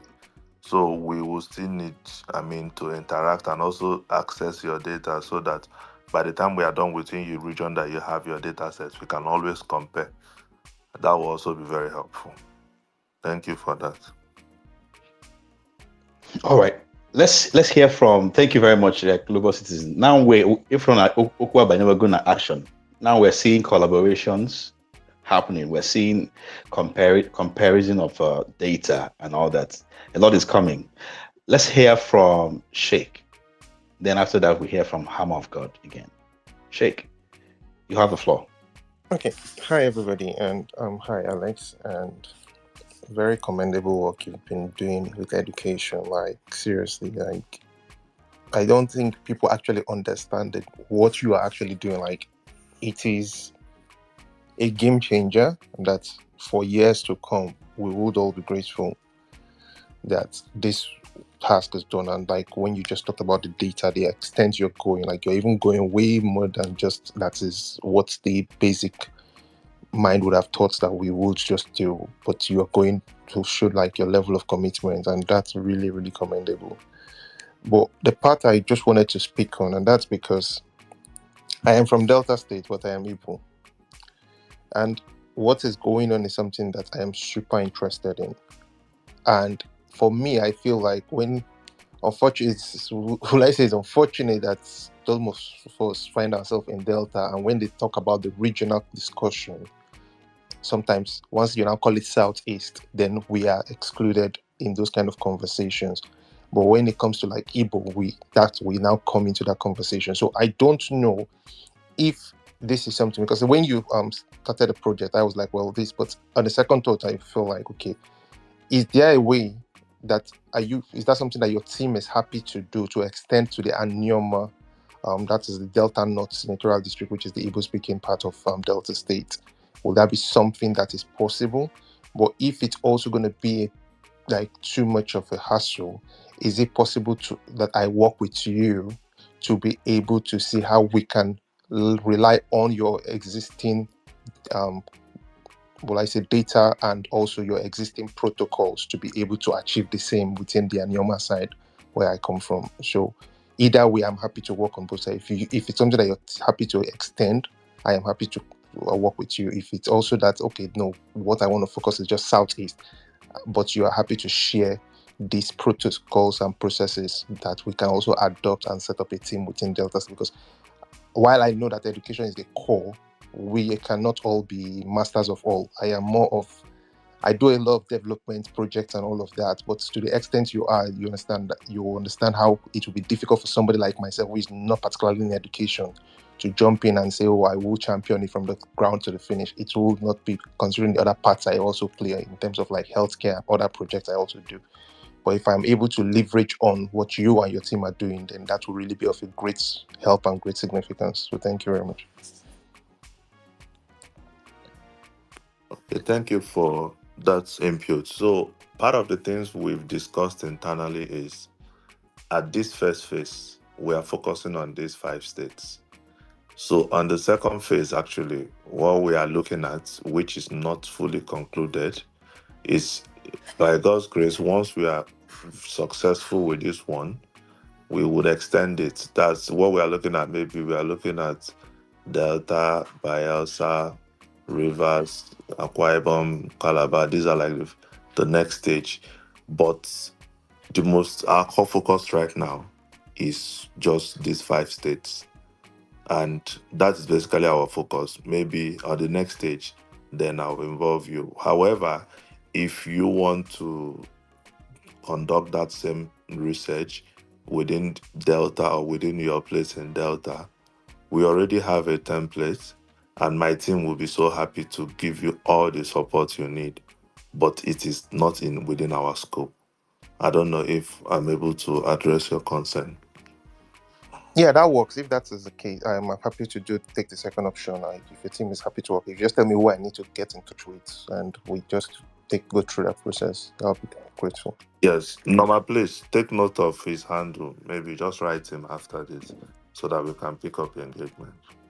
All right, thanks. Norma, I'll just drop you a message right away.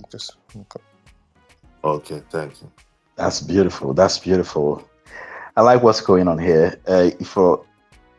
For the approach, I love the approach that Chukwudi and Allah is taking about it. This is how you make things happen, even if it doesn't look like the thing is ready. You are being proactive. You know, that's awesome. So you know what to do. Just join the class, be part of it, see how you can do what you can do from your end with Chukwudi and Allah. Thank you for that. Okay, we'll hear from Hammer of God. Then we'll hear from our brother Dr. Nemeka Obiari is here, and he'll be making his input shortly. Let's hear from Hammer of God now. Go for it. I forgot Diego. Hammer of God, can you hear my voice? Can you hear me? Okay, it looks like he's not available. at the moment. Doc, there we.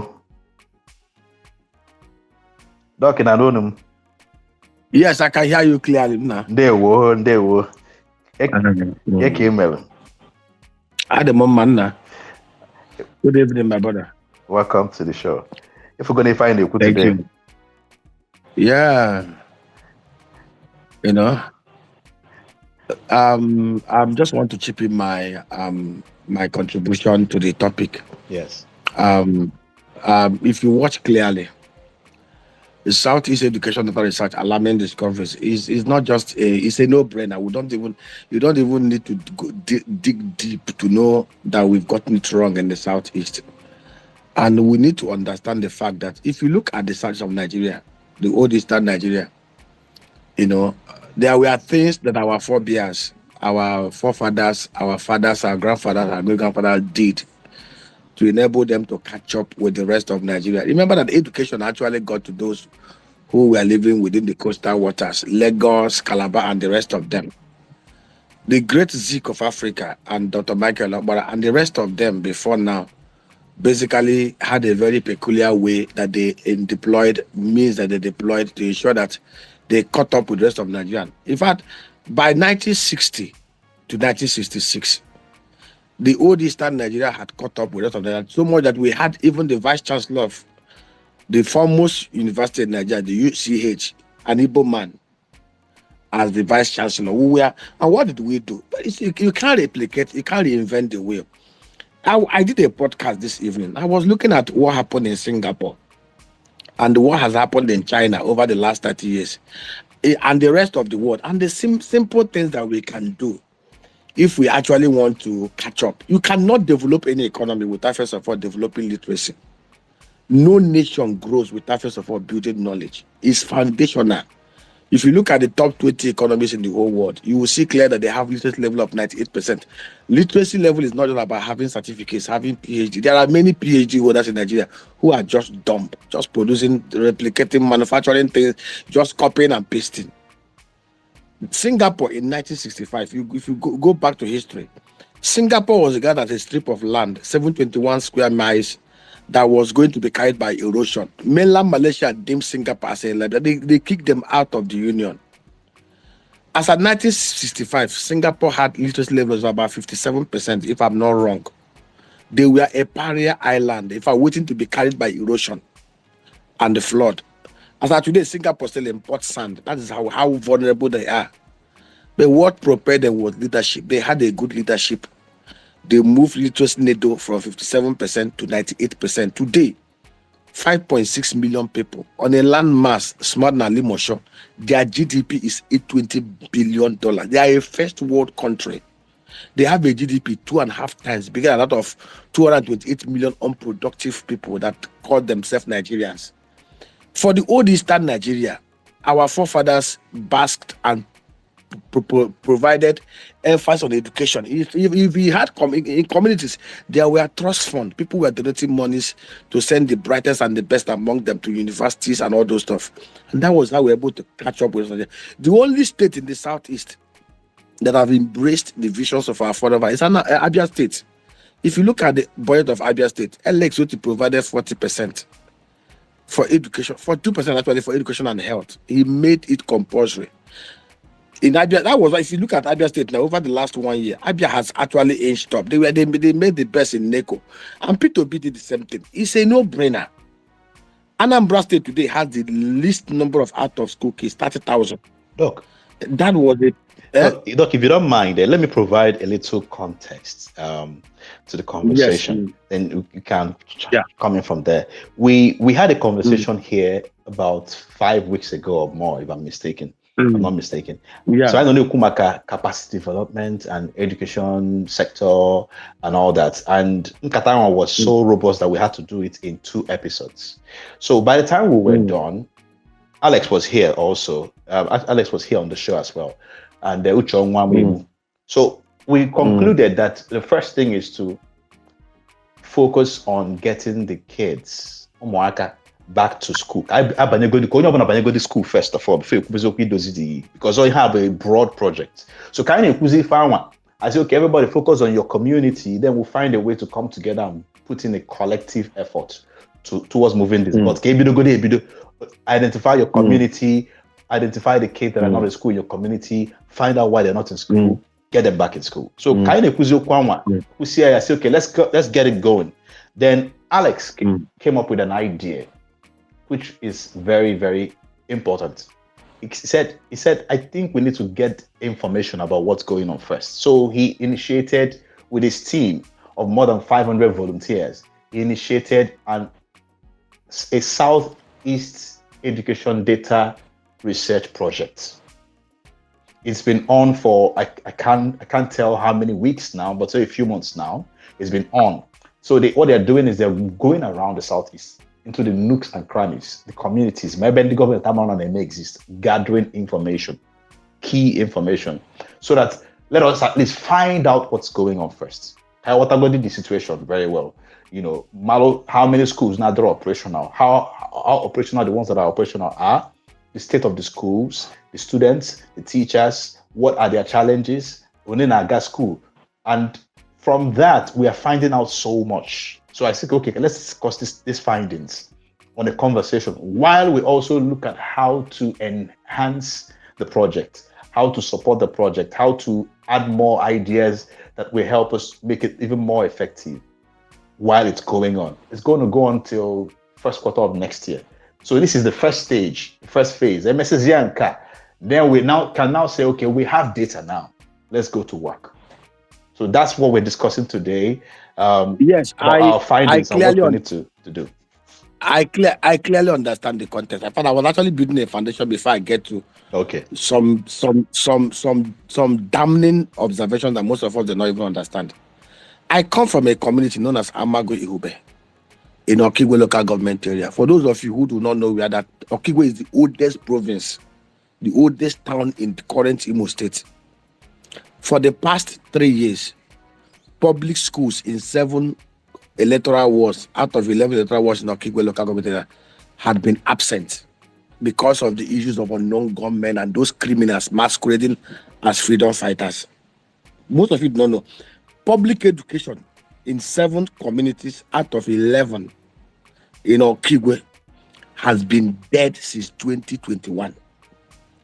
In my own community, basically what we did, just like what we're trying to do, and I'm sure I don't even know if research have gotten that level. In my own community, we had to devise ways of making sure that our children are not out of school. We had to undergo and undertake self-help projects. As I'm talking to you, we converted most of the churches in Okigwe local in our community, Methodist churches, Anglican churches. We did makeshift schools. We brought in those kids in those schools. We employ teachers. We are raising money among ourselves, those of us at home and in diaspora, to make sure that those kids do not miss any of the public schools in Imo State. Quote me anywhere. In 7 autonomous wards, electoral wards out of 11 in Imo State had been dead over the last 2-3 years, and we have a government in place, and we cannot, because of insecurity. So basically, we've undertaken to ensure that these kids are back to school. So whatever research we are conducting must also be very, very more holistic. And it's not only our community, there are many other communities that are like that. The only way we can actually redress this issue, like I said, is for each and every one of us to come up. Like some of us have actually made that vow within our community, within areas where we have influence. Even if it makes us mean us selling precious assets, we need to do it to ensure that we put these kids back to school.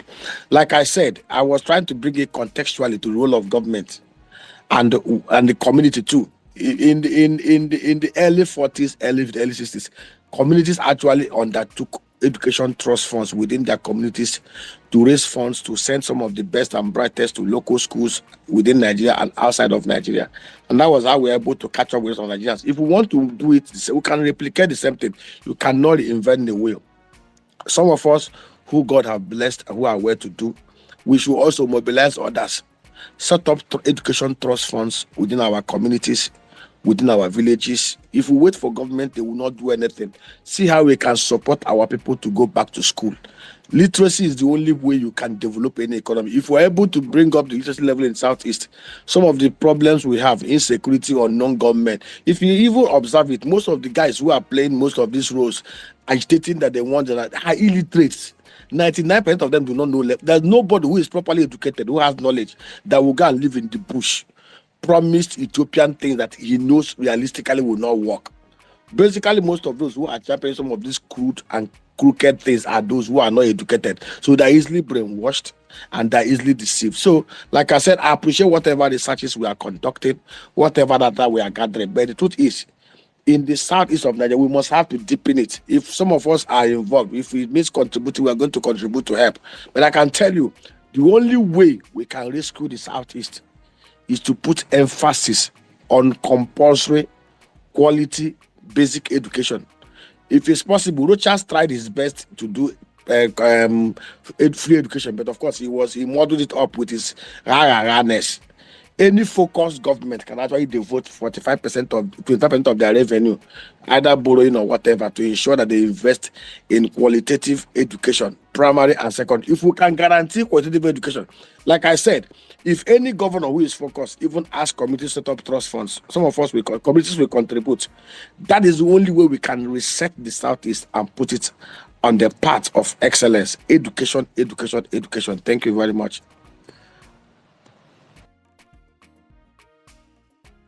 Thank you very much, Doc. That was very helpful to this conversation.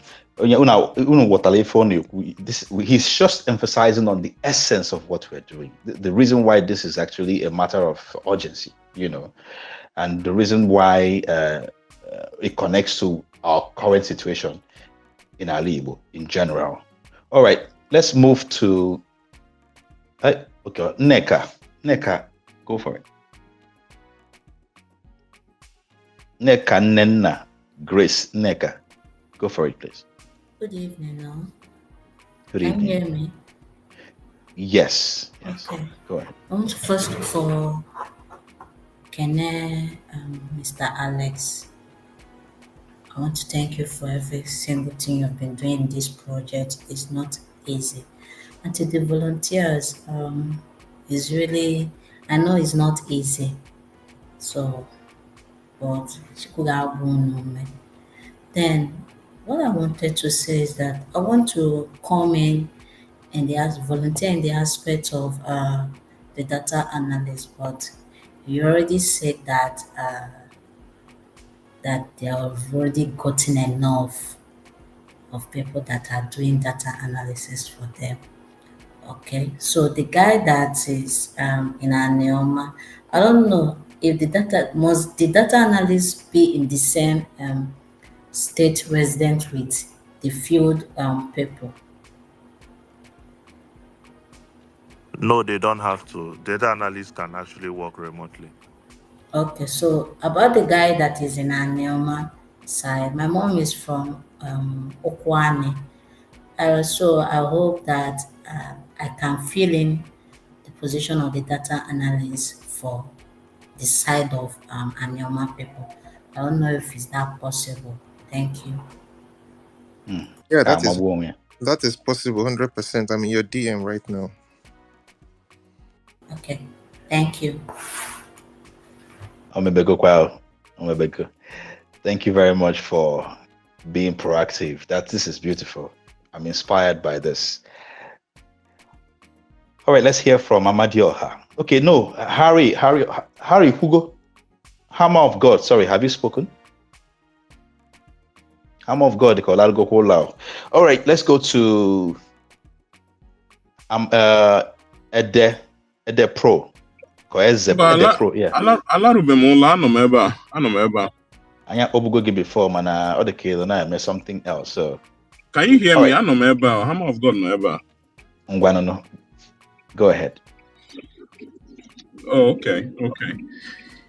Yeah, okay. So I have yeah, thank you. I have two things to chip in. One of the things I wanted to chip in was first is can Onya please provide on the website where you have your volunteers, where we can have like volunteers that either want to join in by financial contribution or that wants to join in by, being people in charge of maybe their community. Just like you mentioned, there are people that say, okay, I want for my community, or I want for my local government, or I want to sponsor XYZ number of community to be able to get this data and share it with you.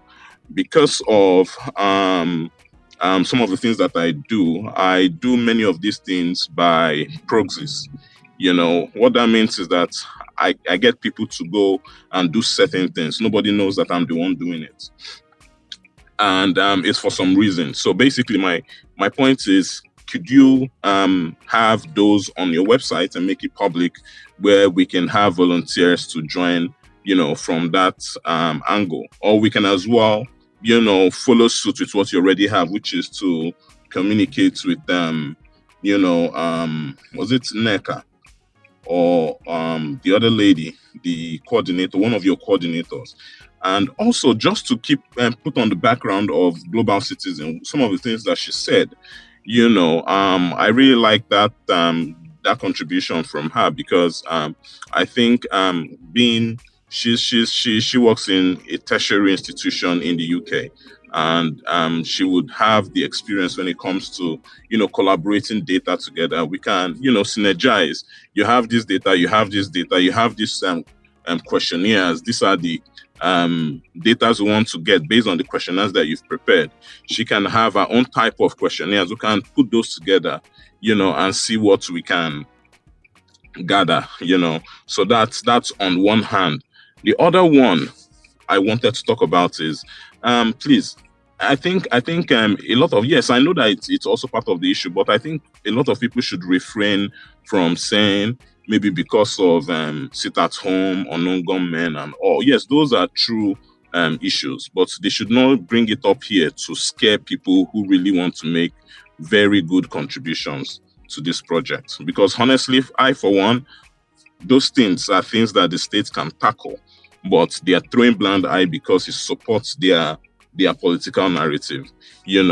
What we can do is to bring the people that can make this thing happen, and we can support them, and make these things succeed.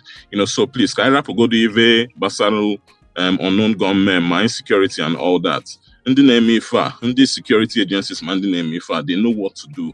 What we can do is we can support our people to go out there, and get some of these things done. Finally, can we collaborate with students in universities? We have universities in every state, and if we look at it critically, we have students, all the autonomous community. It will be impossible. I'll be very shocked and surprised that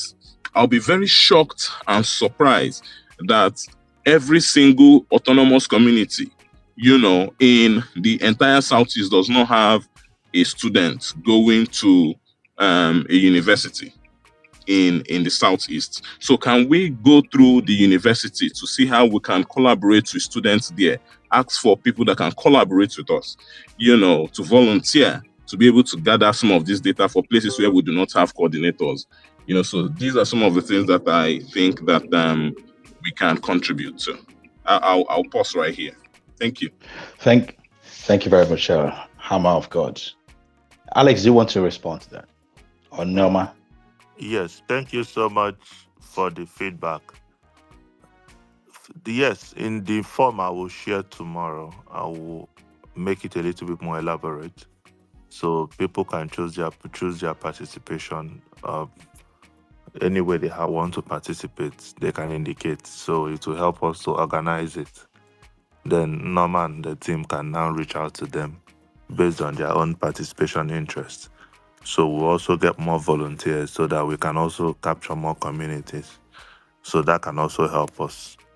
Then in terms of these students, so basically, that's why we want people who understand the vision, who are interested in what we are doing, and then wants to be part of it. Yes, we mobilize them to work. However, what matters to us more is interest, because we want this job to be done well. We want it to be very thorough. That is why when we engage them, we engage every single one of them.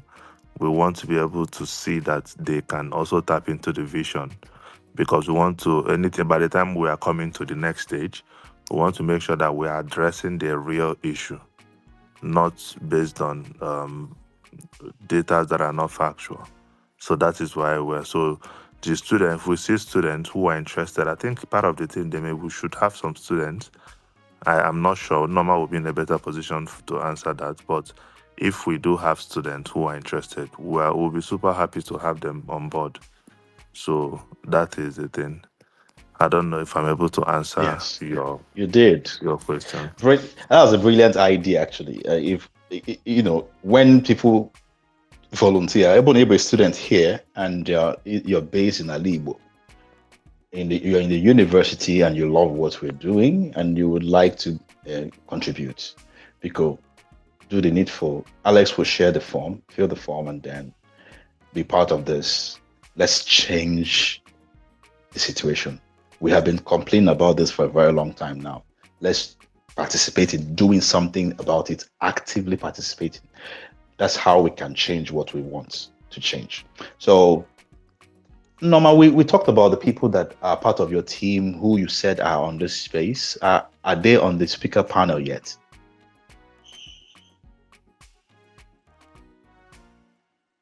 Norma, can you hear me? Can you hear me? Been texting me, but they are not here yet. Okay. Can you hear me? Yes, Fabalokada Wenabia. No, the Enugu State coordinator has been on the team, been on the meeting rather since the beginning. Obochi Eze, he said he has been raising his hands. Is no he? response since, but he has been Did on he the get on? meeting since. I was asking you what is the handle of the people, so I know. But I think everybody on the speaker corner or the speaker panel has spoken. So was he on the speaker panel? He has to request the mic. No, he wasn't on the speaker That's the panel. only way he can speak. And what a mic? No, I need a mic. So when I again, what if it won't make any difference? So please, if you are here, please request the mic so you can join us. We would like to hear from you. Really, really would like to hear from you, and also appreciate you. So Yeah, please. he's doing an amazing job. I met him at the piano KK's event. Oh, we interacted very well. Mm. He's doing an amazing job. So I would really like him to speak. All right, sorry, please, Nneka, if you can just follow me back so I can send you a message. I think I can. Norma. No, Nneka, the one that is no, a I've been data just analyst. it's Nneka, Okay, the sure, data. sure. Thank you. All right. I want you about now, but we hear from people of Ebonyi. I don't know, maybe people of Ebonyi has a lot of insights to provide to us about this project. So we'll be happy to hear from you. But let's hear from Ede Pro. One there, Ganiru. Ede Pro, are you here? Can you hear us? Ede Pro, can you hear me? You know where? All right, people of Ebonyi. There were people of Ebonyi. Can everybody hear my voice? Because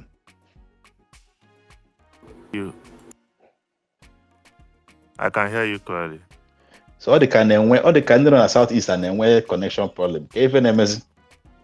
So all the command on the southeast. I don't know, but if you can hear me between Ede Pro and people of Ebonyi, if you can hear me, just respond so we know that we are talking. But if you can't hear me, then I can you. Okay, if you want to still contribute in this conversation, feel free to request the mic quickly so we can have you. Amadio came up. Then I before. also want to see if Mary can come up. Mary has always been somebody I always call. Mary. Her contribution. Yeah, Mary Ekezie. I don't know if she's on this space at all. I'm saying she's on the space, but not on the speaker panel. Yes. Mary, please request the mic. All right, let's go to Daniel. One there. There we go. Hi, Chuka. Good evening. Good evening. Thank you, man. Yes, sir. Yeah, all right. Alex, good evening. Thanks for what you're doing in the Southeast. When this project started, it was looking like I did not take good, but I think it's yielding results now. One way of solving a problem is by first and foremost mapping the data, because then when you understand. Daniel, all the going to fluctuate. Obago, Obada, Bogokwe again. I don't know what's causing it. Sorry. Okay. Can you hear me now? We can hear you. Oh, just look at our drop. Bogokwe again. And if you could be very important. But Ganiru. Okay, yeah. So what I'm saying is that one way of solving a problem is by first and foremost understanding the problem. And in understanding the problem in today's world requires data. And I'm glad that Alex is leading, coordinating this. From his background, I think he has demonstrated his capacity in terms of education in Nigeria, building education software. So there's no other person who understands this better than him. And I'm glad that he's devoting his time and resources to coordinate this in the Southeast. Whatever thing Alex is doing now has huge impact because it's more like laying the foundation on how we can solve our problem. So I don't necessarily want to prolong my conversation here tonight, but I just feel like, yes, I know these are more like the basics that needs to be done. I would like to hear from Alex what are his long-term objectives. Would there be a need to sort of like set up a stakeholder committee since this project is focusing on the Southeast, or maybe thereafter will be expanded, just like you said, will be expanded to maybe Igbo-speaking states in Nigeria, say Delta, Rivers, and the rest of them? Do we need to sort of like have a stakeholder committee that will begin to look at this from a larger perspective? I like the idea that somebody mentioned tonight. I don't know if it's Neka also in the UK who said something about mapping. The mapping is very, very important because you need to more like understand. I know Neka talked about the mapping in terms of looking at the distances, how people go to school, the challenges that they face. But I think the mapping will also align with what Uchukoye said the first time we had this conversation, where we're like, okay, if you look at the Southeast, there are places where you have hotbeds, where you have issues, tensions, and oftentimes this is as a result of people living in what I may call the lower middle class who do not have the resources or funding to go to school, like higher education. So this is where the mapping will also help us in terms of number of schools in the region and what are the quality of the schools, what are the category of people going to these schools. I think based on Alex's expose, we can see that we have so many terrible schools in the Southeast. Yes, we pride ourselves like having the least number of school children in Nigeria, but we still have some schools that are in a very sorry state. And imagine somebody going to that kind of school, goes where they yeah, so the mapping will help us in a lot of ways to see areas that requires additional attention, not just in fixing the infrastructure there, but also in terms of places where people can start taking long-term, like vocational education. A good example, somewhere like Okpoko Onitsha, or Obiago in Enugu, Abapa in Enugu, is somewhere that is very, very dense, and a lot of schools nearby. But one thing that is very, very constant is that when people finish primary or secondary school, they end there. They don't move further. They don't go to higher institution unless in very few occasions. Like in the family had you to go Monday relatives abroad, university. But then those are also places where you can begin to think of setting up vocational institutions. That is why I'm asking, what are like the would there be a need to have more like a stakeholder committee that is going to look at this project long term, because it's not something if I get in 1 year. But if I get in short, and when I get in 1 year, and if I get in the next 2 years, and if I get in the next 5 years and 10 years, and if I body for 4 years, but if I got 4 years, you understand? I know Alex has some sort of corporate social responsibility based on his setup. He's doing this, but now that you are looking at the region, there's need for us to build capacity in terms of getting like minds who are interested in this project to begin to think of how they can contribute um, in so many capacity. Research, because this data now, data and agata now, Oga is going to do a lot of work.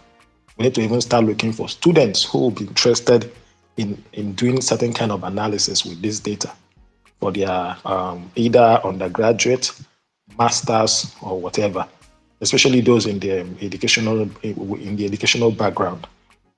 This data will be relevant for them. So I think I would like to hear from Alex in this regard. First and foremost, his long-term objective about this project and what he thinks about the stakeholder committee to build on the capacity of the people, many people who will be coming in, because this is just the starting phase. In the next, as this information expands, we are going to need a lot of people.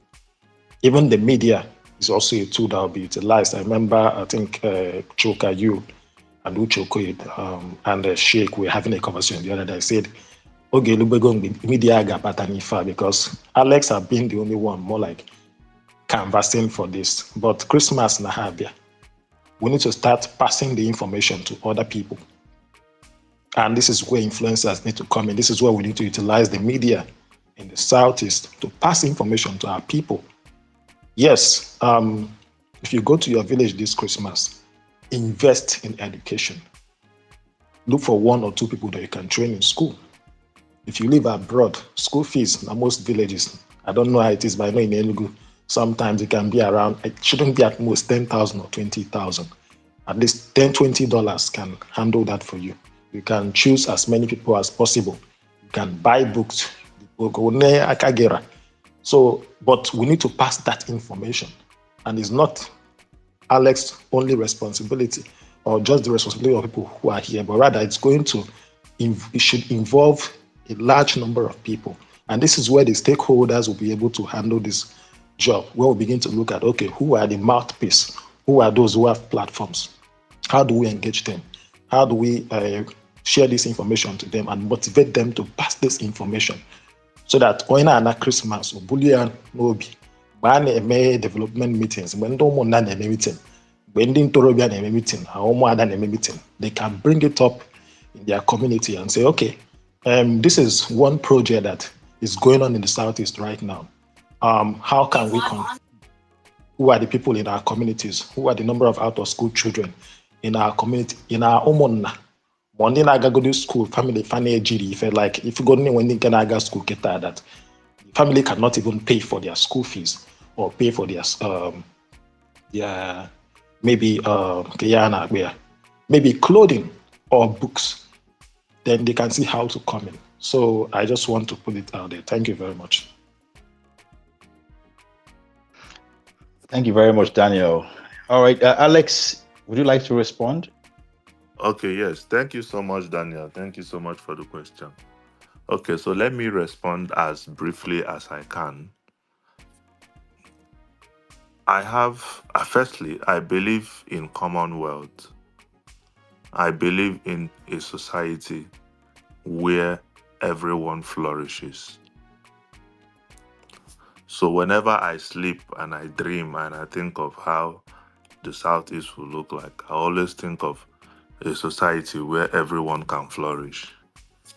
And for that to happen, foundationally, our education system, more importantly, basic education, has to be top-notch. I've personally gone around Europe. I even went to Italy. I had these conversations with them. I shared my dream and I shared my mission. And they even gave me some very personalized information and documents to study. And all I'm thinking of is, how can we flourish? So can you imagine where it is not just about education? You know, now we are still at the very low level of let the children come get into school. By the time we get into the next stage, that is even where you start seeing people like Mary, where their own arsenals will start becoming stronger. This is where we are now talking about, what do we want them to learn? how do we want to plan the next phase? Do we want to start having this type of quality doctors, this type of quality engineers, this type of quality technicians, this type of quality plumbers, this type of quality mechanics, this type of quality pharmacists? I mean, I so much believe in the best of quality. If you want to do something, do it at the best. If Microsoft wants to come to Enugu, if Apple wants to build a new center in Enugu, they are not going to build it because you gave them free land. They are going to build it because of the concentration of quality talent in that particular region. How can we be that place whereby there are places I look at when I'm talking about Alibu? I'm looking at places like Dublin, or Dublin, more importantly, whereby you see most of these world-class companies concentrate themselves in. These are part of the things that I think about.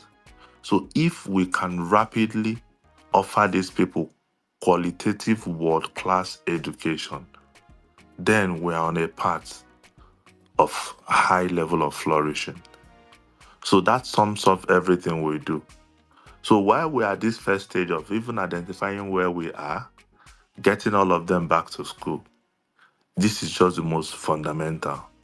The next stage is when we are now talking about the infrastructure of learning, because if you trace back about what education really is, I mean, the whole idea of school is a Greek word, and the whole idea of school is where people go to relax and gain knowledge.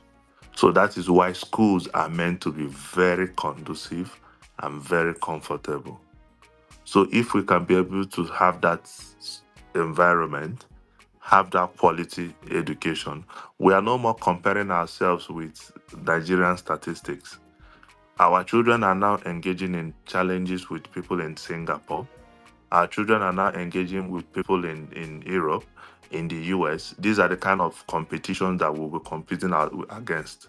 So we're not, when they publish the whole out of school children in Nigeria, has nothing to do with us. When we are talking about who is best in WAEC, best in JAM, all those things make sense, but they mean absolute nothing in the global space. So the dream is large, but we need to take these baby steps so that we can be able to seal up everything. So that by the time we start engaging, the truth of the matter is I've actually informally engaged a lot of people in government. One thing I identified is that what they do is they practice blind governance. They practically don't know who they are dealing with and what they are dealing with. They are more of politics and meetings.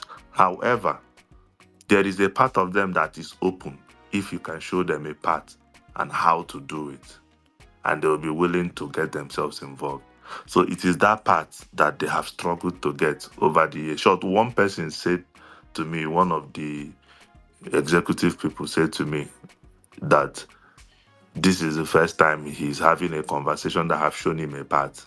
Every other time is all about conversation that goes round and round and round. So the point is that by the time we are engaging them, it's going to be. I don't believe any governor, as bad as he is, can ever tell me no. No matter what. But let me do my work first. By the time I come to you or any of the local government chairmen, no matter how bad you are, I know that if I engage you, you can never tell me no. So the thing is that a lot of work will be done. We'll definitely work independently. We'll definitely engage the government at different levels. But the goal remains that we must achieve our goal. So these are like the things that keeps me awake at night. And even while I share with the team that whatever we are doing now, it is so important for our future. We may not be able to change so much from people who are both 18, 20. I don't think I can change so much. But shall you see these little children? Shall you see these people in school? This is the future. And if you can be able to get them to be at the quality that we want, that means generations and generations and generations to come will actually be of the best quality. And that is what we are looking at. Remember, it's not just about education. It's about top quality world-class education. That is where we are coming to. And we already have the resources. We already have the network. Part of my movement going to different countries, engaging with their government, engaging with their schools, it is very deliberate. Because by the time we start bringing out some of the arsenals for the next one, it will be on a different level. Fortunately, I run an organization that work with almost all the top schools in the country. So I know what everybody is learning. I know where they are going to. I still tell them to the top and the top of the most that you people are still not even in the path that we are looking at.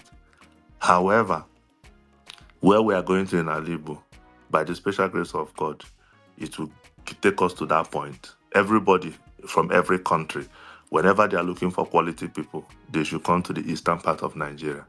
That is the mark that we want to make, so that we will now build that economy and that society that every single person will flourish. I believe, I don't know if I'm able to address your, able to answer you, if that makes sense. Thank you. Daniel, did you get the most from his response? Yes, I did. I think this covers the short-term and the long-term plan. The stakeholders, I'm not sure it's for the stakeholders, I'm not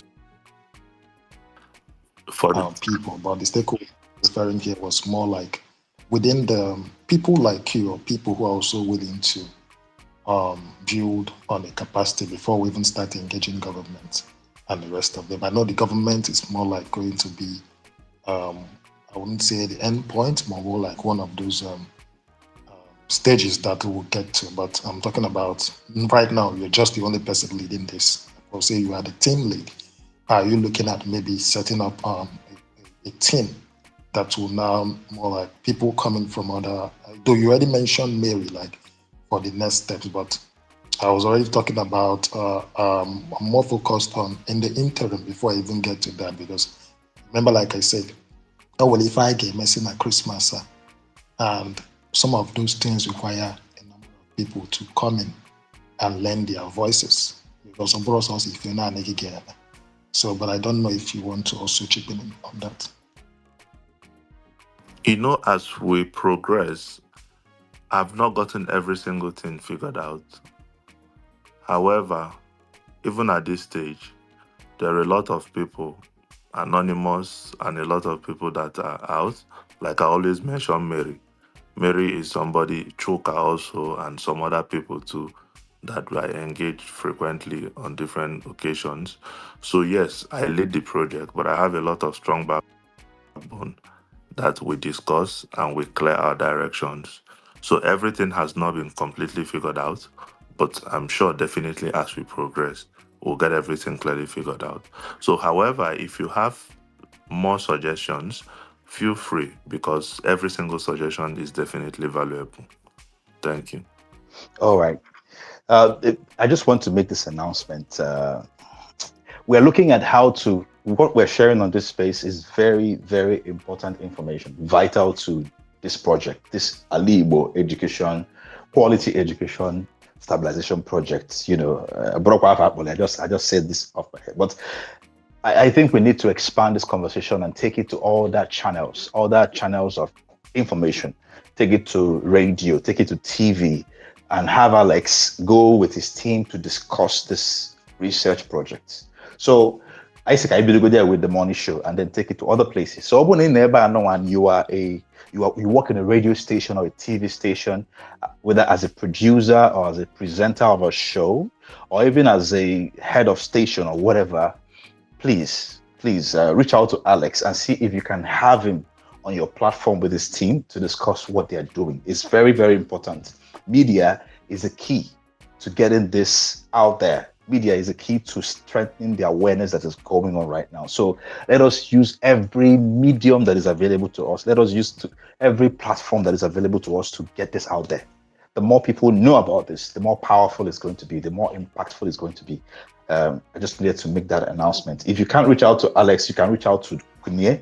If you can't reach out to Kunye, you can reach out to me if you know me personally, whichever way. Or you can reach out to any other person like Mary, Chukwudi Nalo, Daniel, or Norma, or even global citizen. Any of us, just reach out to any of us and let us know that you would like to do this. We want to let's have some kind of a media round within the next, let's just say the next 2 weeks, and cover as much as possible.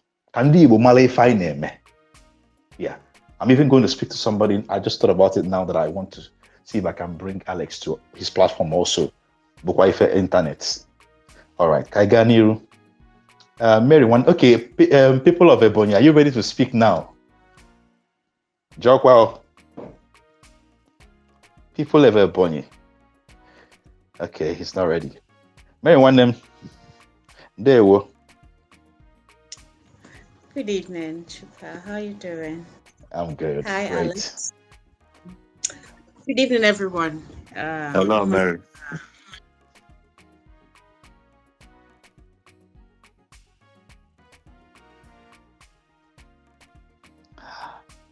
Mary, we can hear you. Go ahead, please.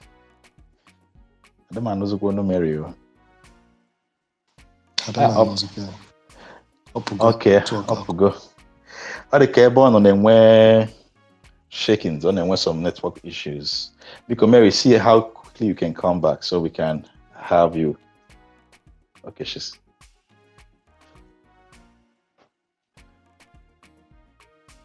all right. Listen to the conversation. It was him by now. Now, if I had was quite realistic. But anyways, I've been put on the spotlight. So first of all, I want to say a big thank you to Alex. Thank you so very much for the amazing work you're doing. Thank you so very much. It has been very interesting. I mean, I sort of work again in the background in terms of looking at the legal aspects of what he's doing, and how best to ensure that we work within the ambit of the law. So that's sort of the extent of my contribution. But hello, some of the findings have been. Can you hear me? Please, Obochi, please hold on first. Keep your mic on the mute. Someone is speaking now. When the hello, person good is evening, done. house. Can you hear me? Oh, network. Oh, network. Oh, network.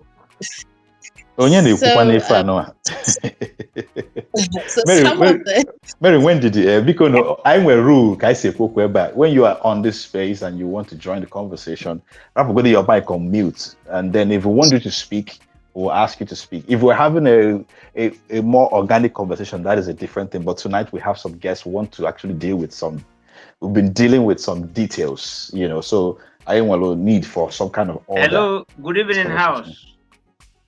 Biko, good evening, everyone. Can you hear me? Good evening, Obochieze. Please, could you mute your mic and wait? You will speak. You will speak very soon. Oh, when did you? Oh, good evening, everyone. Can you hear me? Obochi, we can hear you. Well, okay. Please, Obochi, if you can hear me, please go ahead and fix whatever that's going on. Maybe you can't hear us. Maybe he can't hear us actually. So fix whatever you need to fix in the background, and then come back and keep your mic on the mute when you come back, so we can have you when we're ready to have you speak. Thank you. Mary Ganiro. Okay. Sure. So some of the findings have been pretty interesting. In some communities, there was a bit of pushback, and pushback from who are you? Why do you need this data? And pushback from if we give you this data, the government is going to.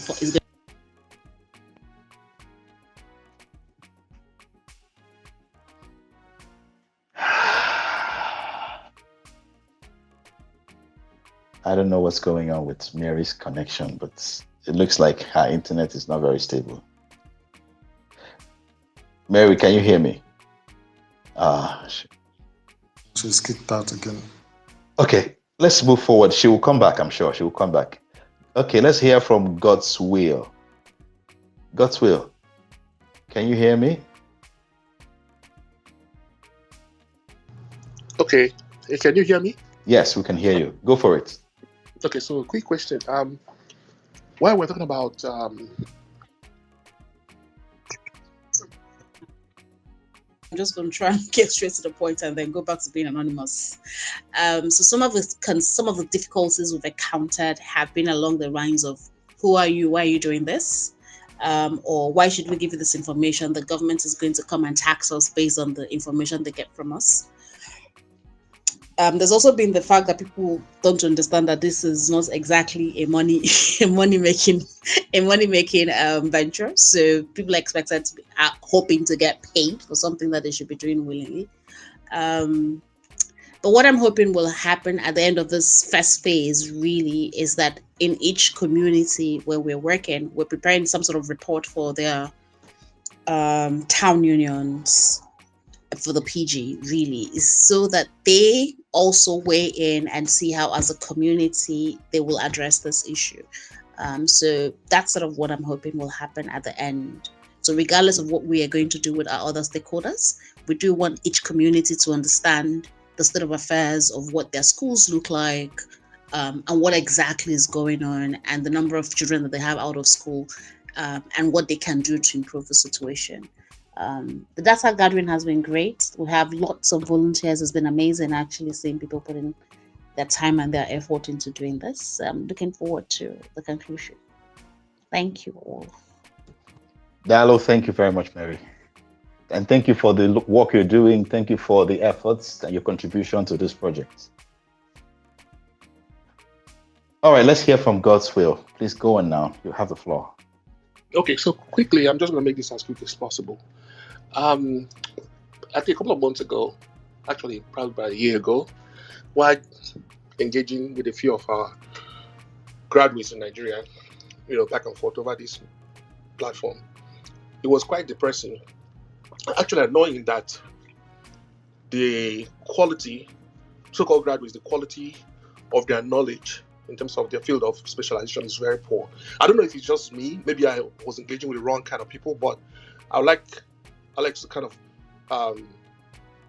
confirm or debunk these fears that I had. So because of the fears that I had, what I did was I said, reaching out to people in my network, especially here in Texas, and talking about college and institutions and universities, and trying to see, especially for our southeastern states, to see if we can have sort of like a collaborative initiatives in place that can create channels where students, undergrads, even grads in universities in the Southeast can interface seamlessly with the colleges and universities here in Texas, so that we can begin to let them know, hey, look, forget about the whole Nigeria and all that. Let's just focus on bringing our Southeastern graduates or undergrads to a world-class level where they are interacting, collaborating, having exchange programs with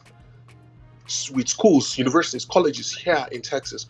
I'm fortunate to sit on a board of several universities and colleges, and I talked with a couple of people in my team, telling them my dreams of what I want to do, creating centers of excellence, creating collaborative initiatives, creating value chains that would allow our undergrads to begin to appreciate, because I understand that the entire mood and the sentiment in the country is that education is no longer relevant. After all, some of the idiots and illiterates, they're able to get into politics and fight and thugs, thug out, and the ones that are the so-called rich people, the people that supposed to become the role models. So, but we have to get back to understanding that knowledge is power. So, and this question is to Alex, is this a problem that you're currently seeing from your perspective, as far as the quality of our so-called graduates in Nigeria are? And then 2, is there any way you can reach out to me so I can at least give you some of my network of resources, people and resources that will be able to discuss with you and figure out how you can create collaborative channels with institutions. Now, I'm not talking about secondary schools, I'm talking about universities, where we can now have value being exchanged between continents and Southeast region. I'm talking about Nigerian universities, I'm talking about just Southeast universities, between especially Texas and Southeast universities, and also create research opportunities exchange opportunities, student exchange, and collaborative opportunities, and even bring in situations where if we identify pertinent issues where we can actually work on, we can actually create teams, cross-cultural teams, cross-border teams, institution teams that will actually help, drive those solutions. So this is just my thoughts, but I appreciate what you're doing, and it's a great work, and I pray it becomes very fruitful at the end. Thank you. Okay, thank you so much for such an amazing contribution. Yeah, exchange programs is actually very good because currently I'm already doing that but that's for just from selected private schools. I'm doing that with some schools in the UK, and I can see the impacts on the children. That is on the lower end, K to 12. But having that for universities in Onalibo and having those kind of collaborations will really, really, really be of help.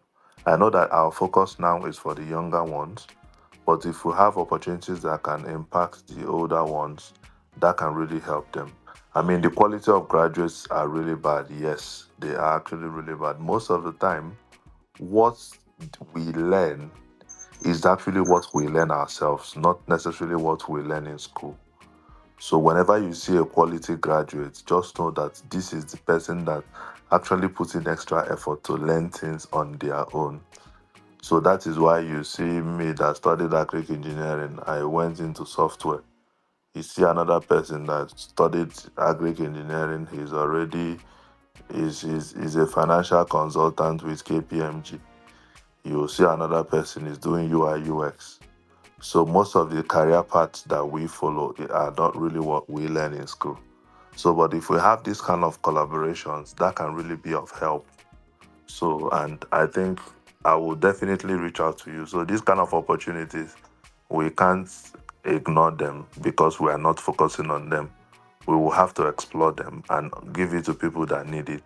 Hopefully, we'll see more people who can champion to make it extend to more people within that same space. So, this is what I have to say on that. Thank you so much. I just want to be sure because I'm looking at a lot. Is your own Obodochi, or I don't know your particular handle? Oh, Nigerian. My handle is Nigerian. Nigerian. I can't see it. So if you don't mind, That's can you send me like a DM? that's just look beside you. The guy God's will. God's will Wankwo. I still can see it. If you can send me a DM, that would be appreciated. All right. I'll do that. Thank you so much. Thank you so much. You're welcome. That was brilliant. Nah, the way beautiful minds come into this whole thing and align so easily on our summon, so it's very beautiful. All right, we're actually approaching the end of this conversation, so we will move quickly. The remaining submissions and contributions and questions will be very brief, so we can maximize the little time we have left. All right, let's hear from people of Ebonyi. What they got a while ago, man. Thank God, I need to go free now. Jokwao, Kaniru. People of Ebonyi, go for it. People of Ebonyi. Yeah, thank you, Kunye. Good evening, everybody.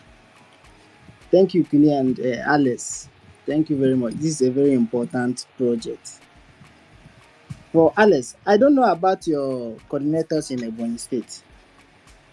Since the day we came across your post about this gathering of data, we've been sharing on Instagram because it's very, very important. Very, very important.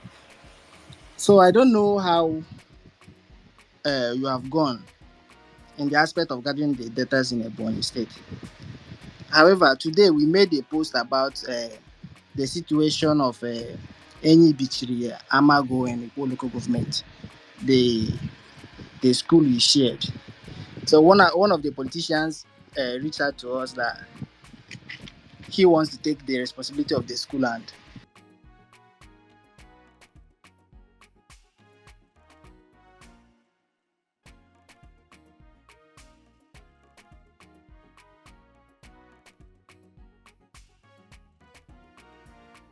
Can you hear me? I don't. I can't hear him anymore.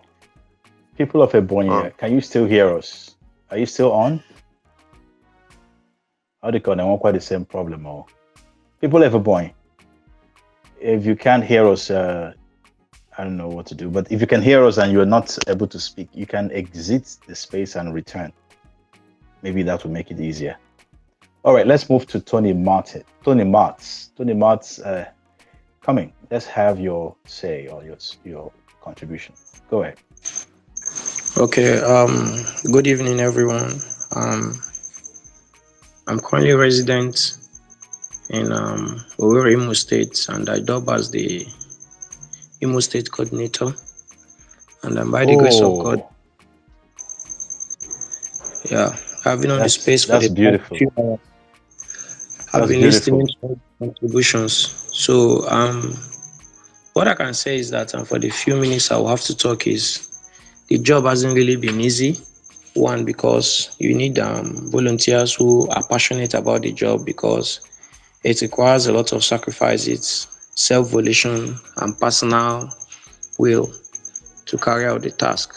Although there are some local governments for which there are no volunteers to do the job. Currently, for the volunteers we have engaged, they are trying their best, they are doing their job. Sometimes they call, they tell us that when they go to schools, the head of the schools refuse to grant them access to get the required data. They always want to redirect the volunteers to the ministry or the educational board in a way which is also going to hinder on the execution of the project. So we are trying our best, we are working hard, and we're going to see how we're going to collect the data. But one thing is certain and for sure, education is the bedrock of any society. Without education, there cannot be meaningful development in technology, in ICT, and in human capacity development. So this project, I am truly invested in it. I did education in first degree and second degree, and also a graduate of mathematics. So I'm interested in this project, although it's taking a lot of our time, but we're going to keep on working hard to achieve this goal. Thank you.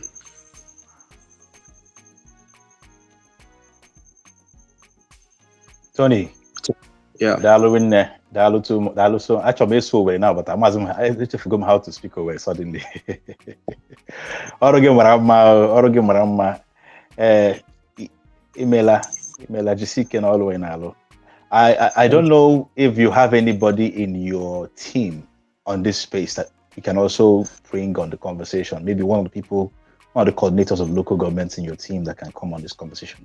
That would be interesting because I think Imo State is a particularly unique situation. So it would be nice to hear from some of them. I don't think I can pinpoint anybody whose handle is currently resident in Imo State, except as you are speaking, if there's anybody from Imo State that wants to say something, it's okay. All right. Dalo. Okay, if you're working on that, Tony, if you're working with Tony Martz as one of the coordinators in Imo State, maybe local government coordinator, please request the mic so we can hear from you and also get some information regarding your experience and your observation as you do the work you're doing in Imo State. Obuchieze, you can come There's back. Somebody OT Farm, can you bring him up? I think he's trying to request. He's one of the volunteers. OT Farm. What's the name of the handle? OT Farm LTD. I don't know what's OT Farm L. Okay, OT Farm, because send us when we find any experience. Some people are requesting the mic, but we see a request. Sometimes we see 15 requests, but we can't see the person requesting the mic, can't see the handle. So if you can send us a OT Farms, you could send us a DM. We'll recognize you from the DM, then find a way to add you. That makes it easier. Yes. Obuchieze, please come back to the speaker corner so we can hear from you.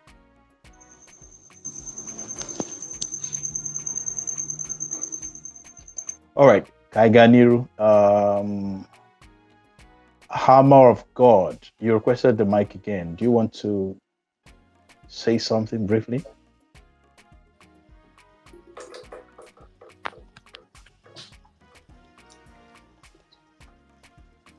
Hammer of God, can you hear me? Okay, God's will. God's will, the second God's will. There's another God's will on this conversation. God's will with alphabets. With some figures. 79610. God's will, you have the floor. God's will, can you speak now? It looks like we're having issues for people that are joining the conversation. God's will, if you can hear me, the second God's will, if you can hear me, please go ahead and speak. Before we close, we'll close any moment from now. Any moment from now. Okay, let me go to Alex. Alex, let me just ask you some more questions. If Norma is still here, I would also like to engage her a little bit before we close. But let me go with someone is speaking. Who is that? Is it God's will? Okay, Tells Impact. Go for it. Okay. Good day, everyone. Good day. Yes, Alex, it's good to have a time with you. I appreciate the work you're doing. So we're also working in the education space, but our work is around higher education, actually. We are also the ones that, I don't know if you know about Research in Nigeria, so we are the initiators of that project. So, but it's good. I just wanted to appreciate you, the work you're doing, and also the sector in which you're doing this and how you're going about it, just to congratulate you. But something I wanted to raise as a concern is, I think maybe in the conversation that we're having around secondary school education, and I heard you mention about the quality of graduates.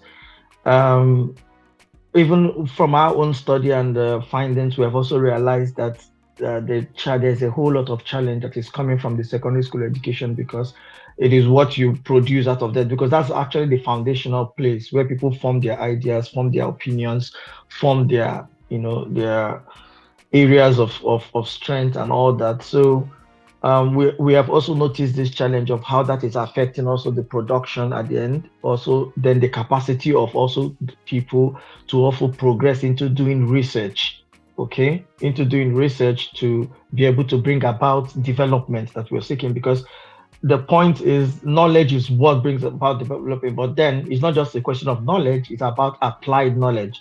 So the knowledge you have, if you don't apply it to something, does not amounts to nothing. It's until that knowledge is applied, then it can bring about development, applied to problems, applied to ideas, applied to whatever. So the level of education you're working on is very critical. That's why when I see the things you do around JAM, I see the things you do around secondary schools, like what your project is now around building schools all around, it's very important. So there's something we have noticed about the Southeast, because our projects actually, we build around Southeast, of course, is Nigeria, but then many of the case studies and examples that helped us to start some of our projects was from the Southeast, UNN especially.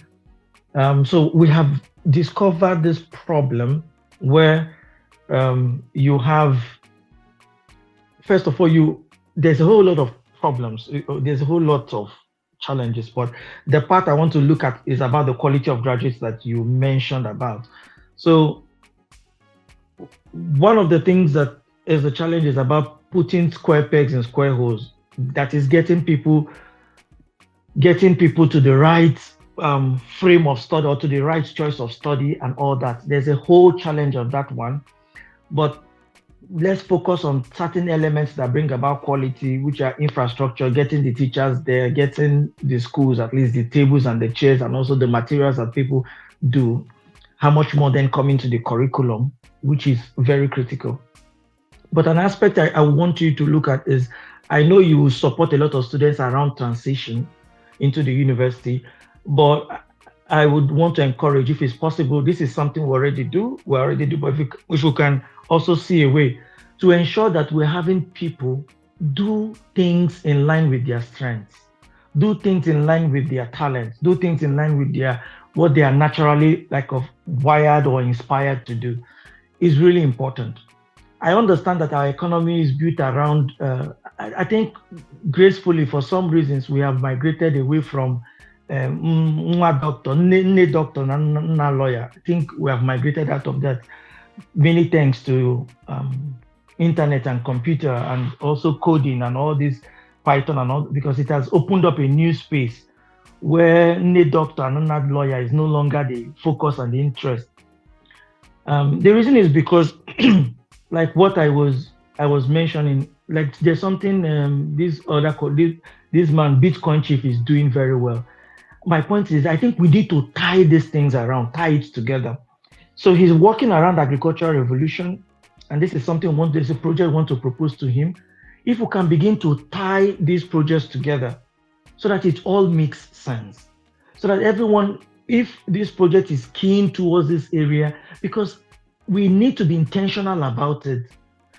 I want us to begin to tie this project. So if we're intentional, if you're living this level, if like what you're doing is affecting this level, then that person, as that person transits and progresses to the next level of his life or career or education, he's meeting another project or another project that is targeting him or her to help him or her to succeed as well and deliver in this area. Imagine if the person, for example, you are targeting agriculture in this sense, and we're motivating, we're kind of training people, okay, please take courses that this take, and the person has career information, has knowledge information, that person transcends into the university, meets up a project that supports him or her to progress onto the university. Like, for example, what Bitcoin Chief is doing around the internship, around owning businesses. I want us, if it is possible for us to begin to tie these projects together so that it makes a whole lot of sense and people can see direction, people can see like how it progresses, it takes them from one point to the other. Because I feel that there's a whole lot of activities, a whole lot of things, people are working here and there, but I see a need where we need to coordinate the efforts so that we can manage the resources that we have, the limited resources that we have, and actually deliver the desired goal that we want to see. So I appreciate the work. I've been following your work. I think this is the first time we're kind of exchanging. And I know you personally, but of course you may not remember. We all went to UNN together. And of course, in due time, we'll get to talk. But then the point is, it would be good to coordinate all these efforts, tie all of them together, so that it takes one from one level to the other, from another level to the other, and that person keeps progressing. All right. I think this is my point. Thank you so much. Thank you, everyone, for joining and doing all the work you're doing. Amazing. Thank you, Kunye Mudi, as well. I appreciate you. Thank you very much, Sales Impact. Your contribution is very, very helpful in this conversation. All right, let's hear from KK. Ndewo. Yeah, Ndewo, my brother. Good evening, everyone. Good evening. Yeah, I'm Kelele Naola. Well done, Kunye, for your work and having this great gathering, to chart a path for our people, especially in the terms of education, is a great one, and it's one of the fundamentals of most development. So, in my opinion, one of the way forward, because according to your topic, the first thing here is data thing, data gathering, to know the performance of education in the Southeast especially. So I would just put out that will it be possible, first thing, we do some kind of desktop research, looking at maybe some open source information, get all those things. Look at the maybe Southeast database, if there's anyone, maybe from the state, get all those things. Maybe look at the number of schools, maybe like all the states in the Southeast, I think they have websites, get access to the Ministry of Education, try to get maybe number of schools in the Southeast, and first of all, have that in the database. And also, we could also look at maybe the census database, try to get the number of possibly communities or available schools in the Southeast for the start. I'm talking about here. I'm talking about government schools, not private schools. Possibly also we could also work with public private school as well. So if you have all those things first, then you could be able to like, okay, do your mappings. You know, you could use maybe Google Earth, demarcate all the southeast, make it zone by zone, then try to deploy people, either volunteers or people, maybe young people that can be trained, towards that end. So they could be able to, because one thing is having data, quality data is more important than having, chunk of rubbish. Because this data is going to guide you in planning and execution. So if you have a data that is wrong, even if you do a good plan, the execution will be wrong. So, but if you have an accurate data, it could be a great pointer to what you are doing. So whatever you plan, you are doing the right thing, and everything will be good. So if you have a very good demarcation, maybe using GIS, Google Map, those ones. First of all, do the online. That is I'm talking about the desktop planning here, information gathering and everything. Then before, deploying your full soldiers to do the remaining work, that'll be good. Now, so one of the speakers talk about, enhancing education in the higher institution. So my point here, what I want to contribute here, like the speaker said, quality of education in Nigeria is so poor. Nigeria South is also part of Nigeria. However, God bless the Southeast with abundance of human resources. In fact, if we go by Nigeria now of today, one of our greatest gifts is human resources. But the problem is, how do we consolidate these human resources and use it to build a greater economy for our future and the future of our generations? When we look at Japan and Korea's, they do not have oil, including Israel. But they're having best economies because of human resources. And Southeast, we are equal to the task. This is one of the pointers. This is a very good startup. This Kunyet thing, this media, this conversation, this gathering is harmonizing people, especially our people, focusing our attention, our knowledge, our ideas on how to make things work for our people, to get the best for our people. Now, one of my opinion here is that there's one a startup in Lagos, close to University of Lagos. I've forgotten the name. They're into Mark Zuckerberg visited them some few years ago. Now, what they're into is just a startup.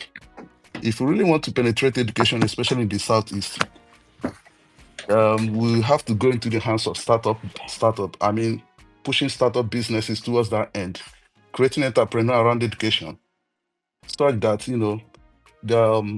people could train people, train and market. In Europe or UK here, some companies they will train you free, deploy you. Good evening. Can you maybe hear? into the job. Yeah, deploy into job. Then from there, they start recuperating whatever they spend on you. So if we could build have that mindset of startup, because the one I'm making reference to in Lagos, the guy built a startup. They trained people there, especially on coding. I've forgotten the actual name. I want to get the real name. So what they are just doing is training young people into IT, then shipping them both locally and abroad. And Mark Zuckerberg got interested in their project and invested some few money there. So we could also go around that route. Our young people here or individuals who could float a startup now come up in this kind of space, then look for maybe venture capitalists or sponsors, supporters. Now people could be able to use the opportunity, because if education is part of business as entrepreneur, whether you are making it free for the people you are training, but in return, when you train them, deploy them into either outside the country or within this country in a very reputable organization, now that become profitable. I don't know if you are. So these are some of the few ideas I'm also suggesting. Lastly, please, if we could also try to I know because to penetrate good education in the Southeast, Please we round need up in access to. 30 Okay, seconds. all right, sir. We need access to good internet. I know Elon Musk Starlink can do is in Nigeria already. If you can use that, partner with universities, set up some centers where we can use free educational resources like EDS, Stanford universities. Most of them have free courses. Then organize settings or classroom. The university should just provide those kind of space. Then people either in this group or this channel could fund those kind of places, centers in our universities in Southeast, where we have direct exchange of knowledge from abroad to our students in the Southeast. They don't even need to go America or go to UK, but they receive the same quality of education in their classroom, via internet. So these are just my few contributions. Thank you so much and well Thank you done. very much, KK. That was important. That was good.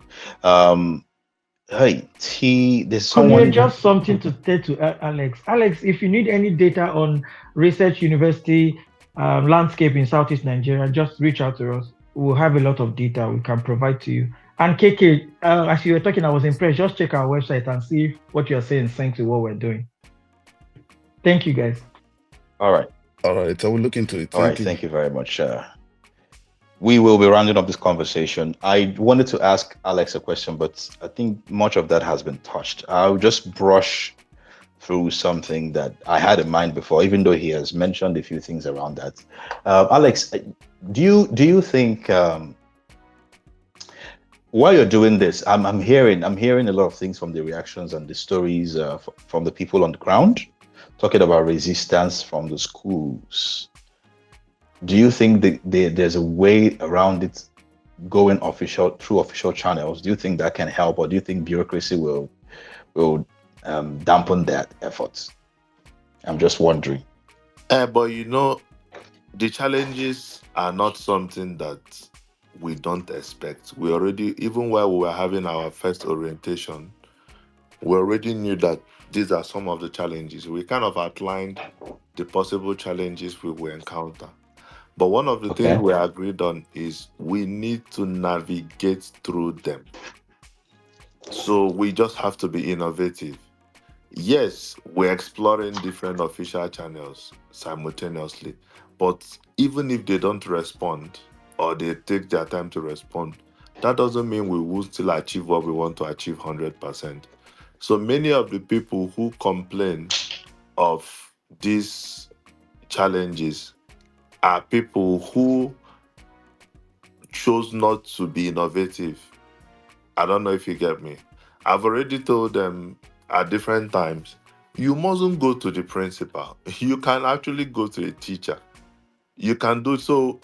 These challenges are expected, but just be rest assured that we'll navigate through them. And as we are making progress, we'll definitely also engage with the government, and they take their time, however, but the government is completely not so relevant in whatever we are doing right now.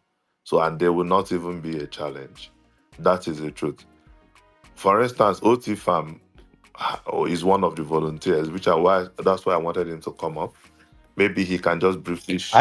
He actually came up and disappeared again. OT Farms, if you can come back again, please. I can see him. Is it that my own is late? OT Farm, can you hear me? So, okay, I don't think he can speak. So, however, the point is the challenges are there, but we have been making a lot of progress, and we will achieve what we want to achieve. So whenever somebody has a better, that's why it has to be collaborative. Even in a state, even in a local government, some people are making more progress than the others. And that's why we tell them, engage with your team, try to see how they were able to do theirs. Yeah, that's why people are coming up with all kinds of things. If you listen carefully when Norma was speaking, people come up with all kinds of strategies to be able to achieve their aim. And that is why. So all the challenges that they list, we actually expected each and every one of them. I don't know if that makes sense to you, Joker. Yeah, that kind of answers the question. Yes. Let's just hope that as we're making this progress and creating that massive awareness, I will keep hampering on that. That massive awareness will put this thing in perspective, and it will help people to understand better. It will also give it more credibility, like you said, like you guys have said earlier, even Norma, there is suspicion sometimes. There is, people are just uncomfortable sometimes. Or this and that because they don't know anything about what you're doing. So the For more the private schools, quite a number of them are running away from tax. They don't want the government to know their actual population. But yes, the truth of the matter is, recently we developed a system for NAPS. That is National Association of Private Proprietors. That's the largest group for private schools in Nigeria. I think they have more than 37,000 schools. So I mentioned to them that for the private schools who are proven difficult, that they shouldn't worry much because we'll still get their data. So by the time they do their national convention, I think it's on the 19th, they will be mandated to bring in all their information from the national secretariat, and we are the one that created that infrastructure. So we will still get that. So I just told them this. So because we remember, we are looking at in-school data, we are looking at out-of-school data, and more importantly, we really need to know the out-of-school data. So don't put so much energy on what is giving you friction. Just mark it. We will come back to it again. But more importantly, just keep expanding. Try to find out of school data. Those ones, you won't experience those kind of friction at all.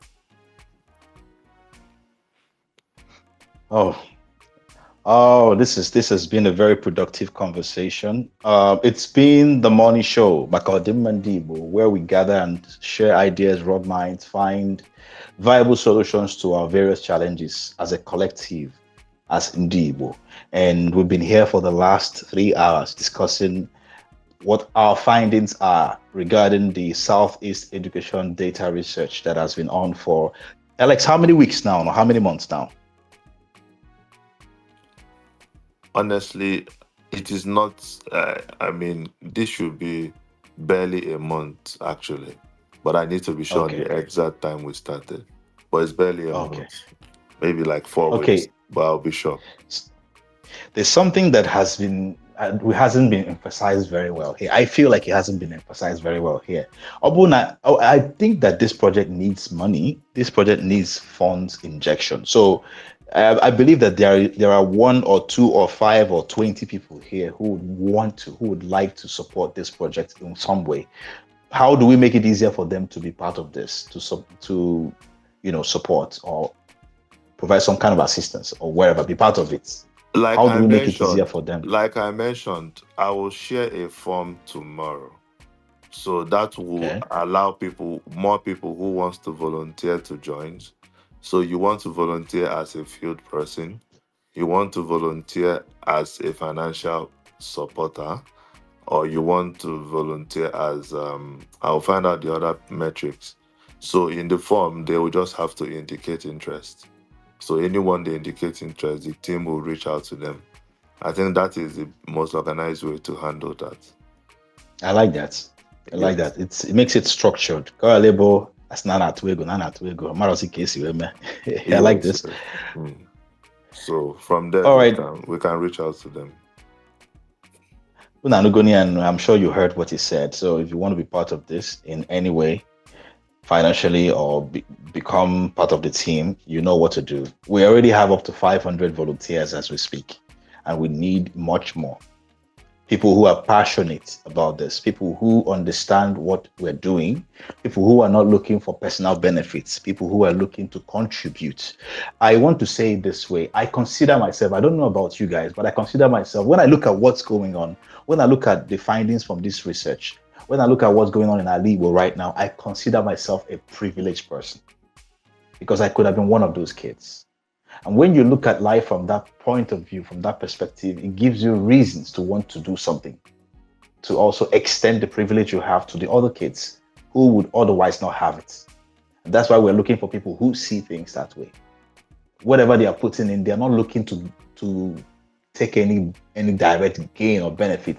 The real benefit, the real harvest is to see Ali Igbo blossom, because we have invested in the critical area, which is education, in the people, in the minds of the people, to build them, to build their capacity to produce, capacity to be functional in the society, and more than that, the capacity to be useful so that they won't be useless and become useful tools of destruction, of chaos, of instability. Because what we have in Ali Igbo that we are complaining about every day is as a result of the deficiency of investment in this particular area over the last few decades. All this while, I've been trying to have OT farms, but he keeps coming and going and keeps coming and going. So what was even memeing about it now?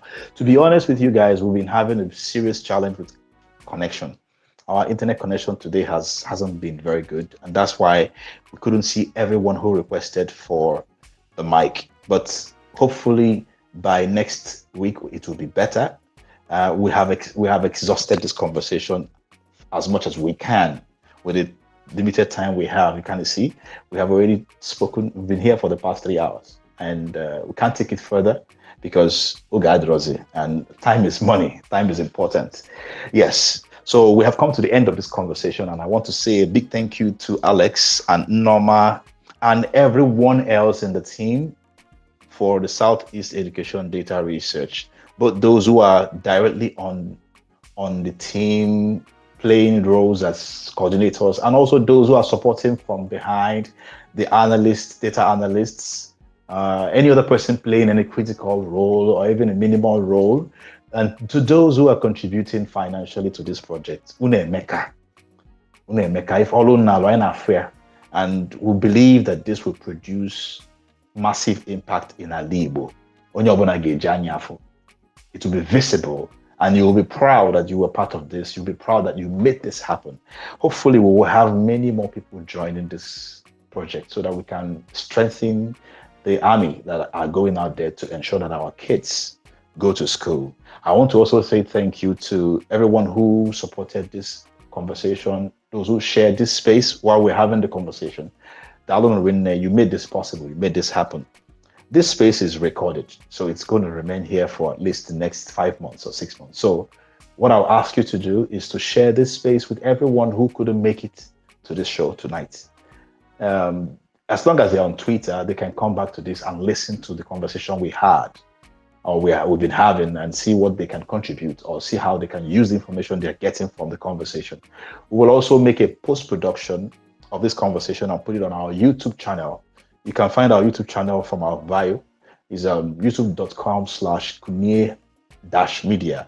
We always put a post-production of our conversations on that platform for those who are not on Twitter, so they can easily access it and listen to what we're discussing. Even though it's not live, it's recorded, but it's fine. That way, we get the information out there to as many people as possible. That's the purpose of this. And if I join me, find them like I'm Igbo. Education. Next week I'm about education. I'm gonna be forced, but we always do this, having conversations about issues that matter to the Igbo and looking at ways we can implement solutions to those problems and go about it as a collective. We believe in the collective power of Igbo. That's why we always push the idea of having conversations like this. Very well. Having people bringing beautiful ideas, beautiful perspectives, networks, connections, and then see how we can forge collaborations to be able to make things happen. That's what this is about. I end there, Eba, for tonight. I'm sorry that my co-hosts couldn't make it. Both of them couldn't make it tonight because they had some engagements that prevented them from being here. But I promise you, next week they're going to be back, and we'll be having a beautiful and robust conversation on the MONI show. Till next week, Saturday, 8 p.m. West African time. Agazelo no Chukwugozie Ndi Igbo. It's the MONI Show. Makodim Mandibu.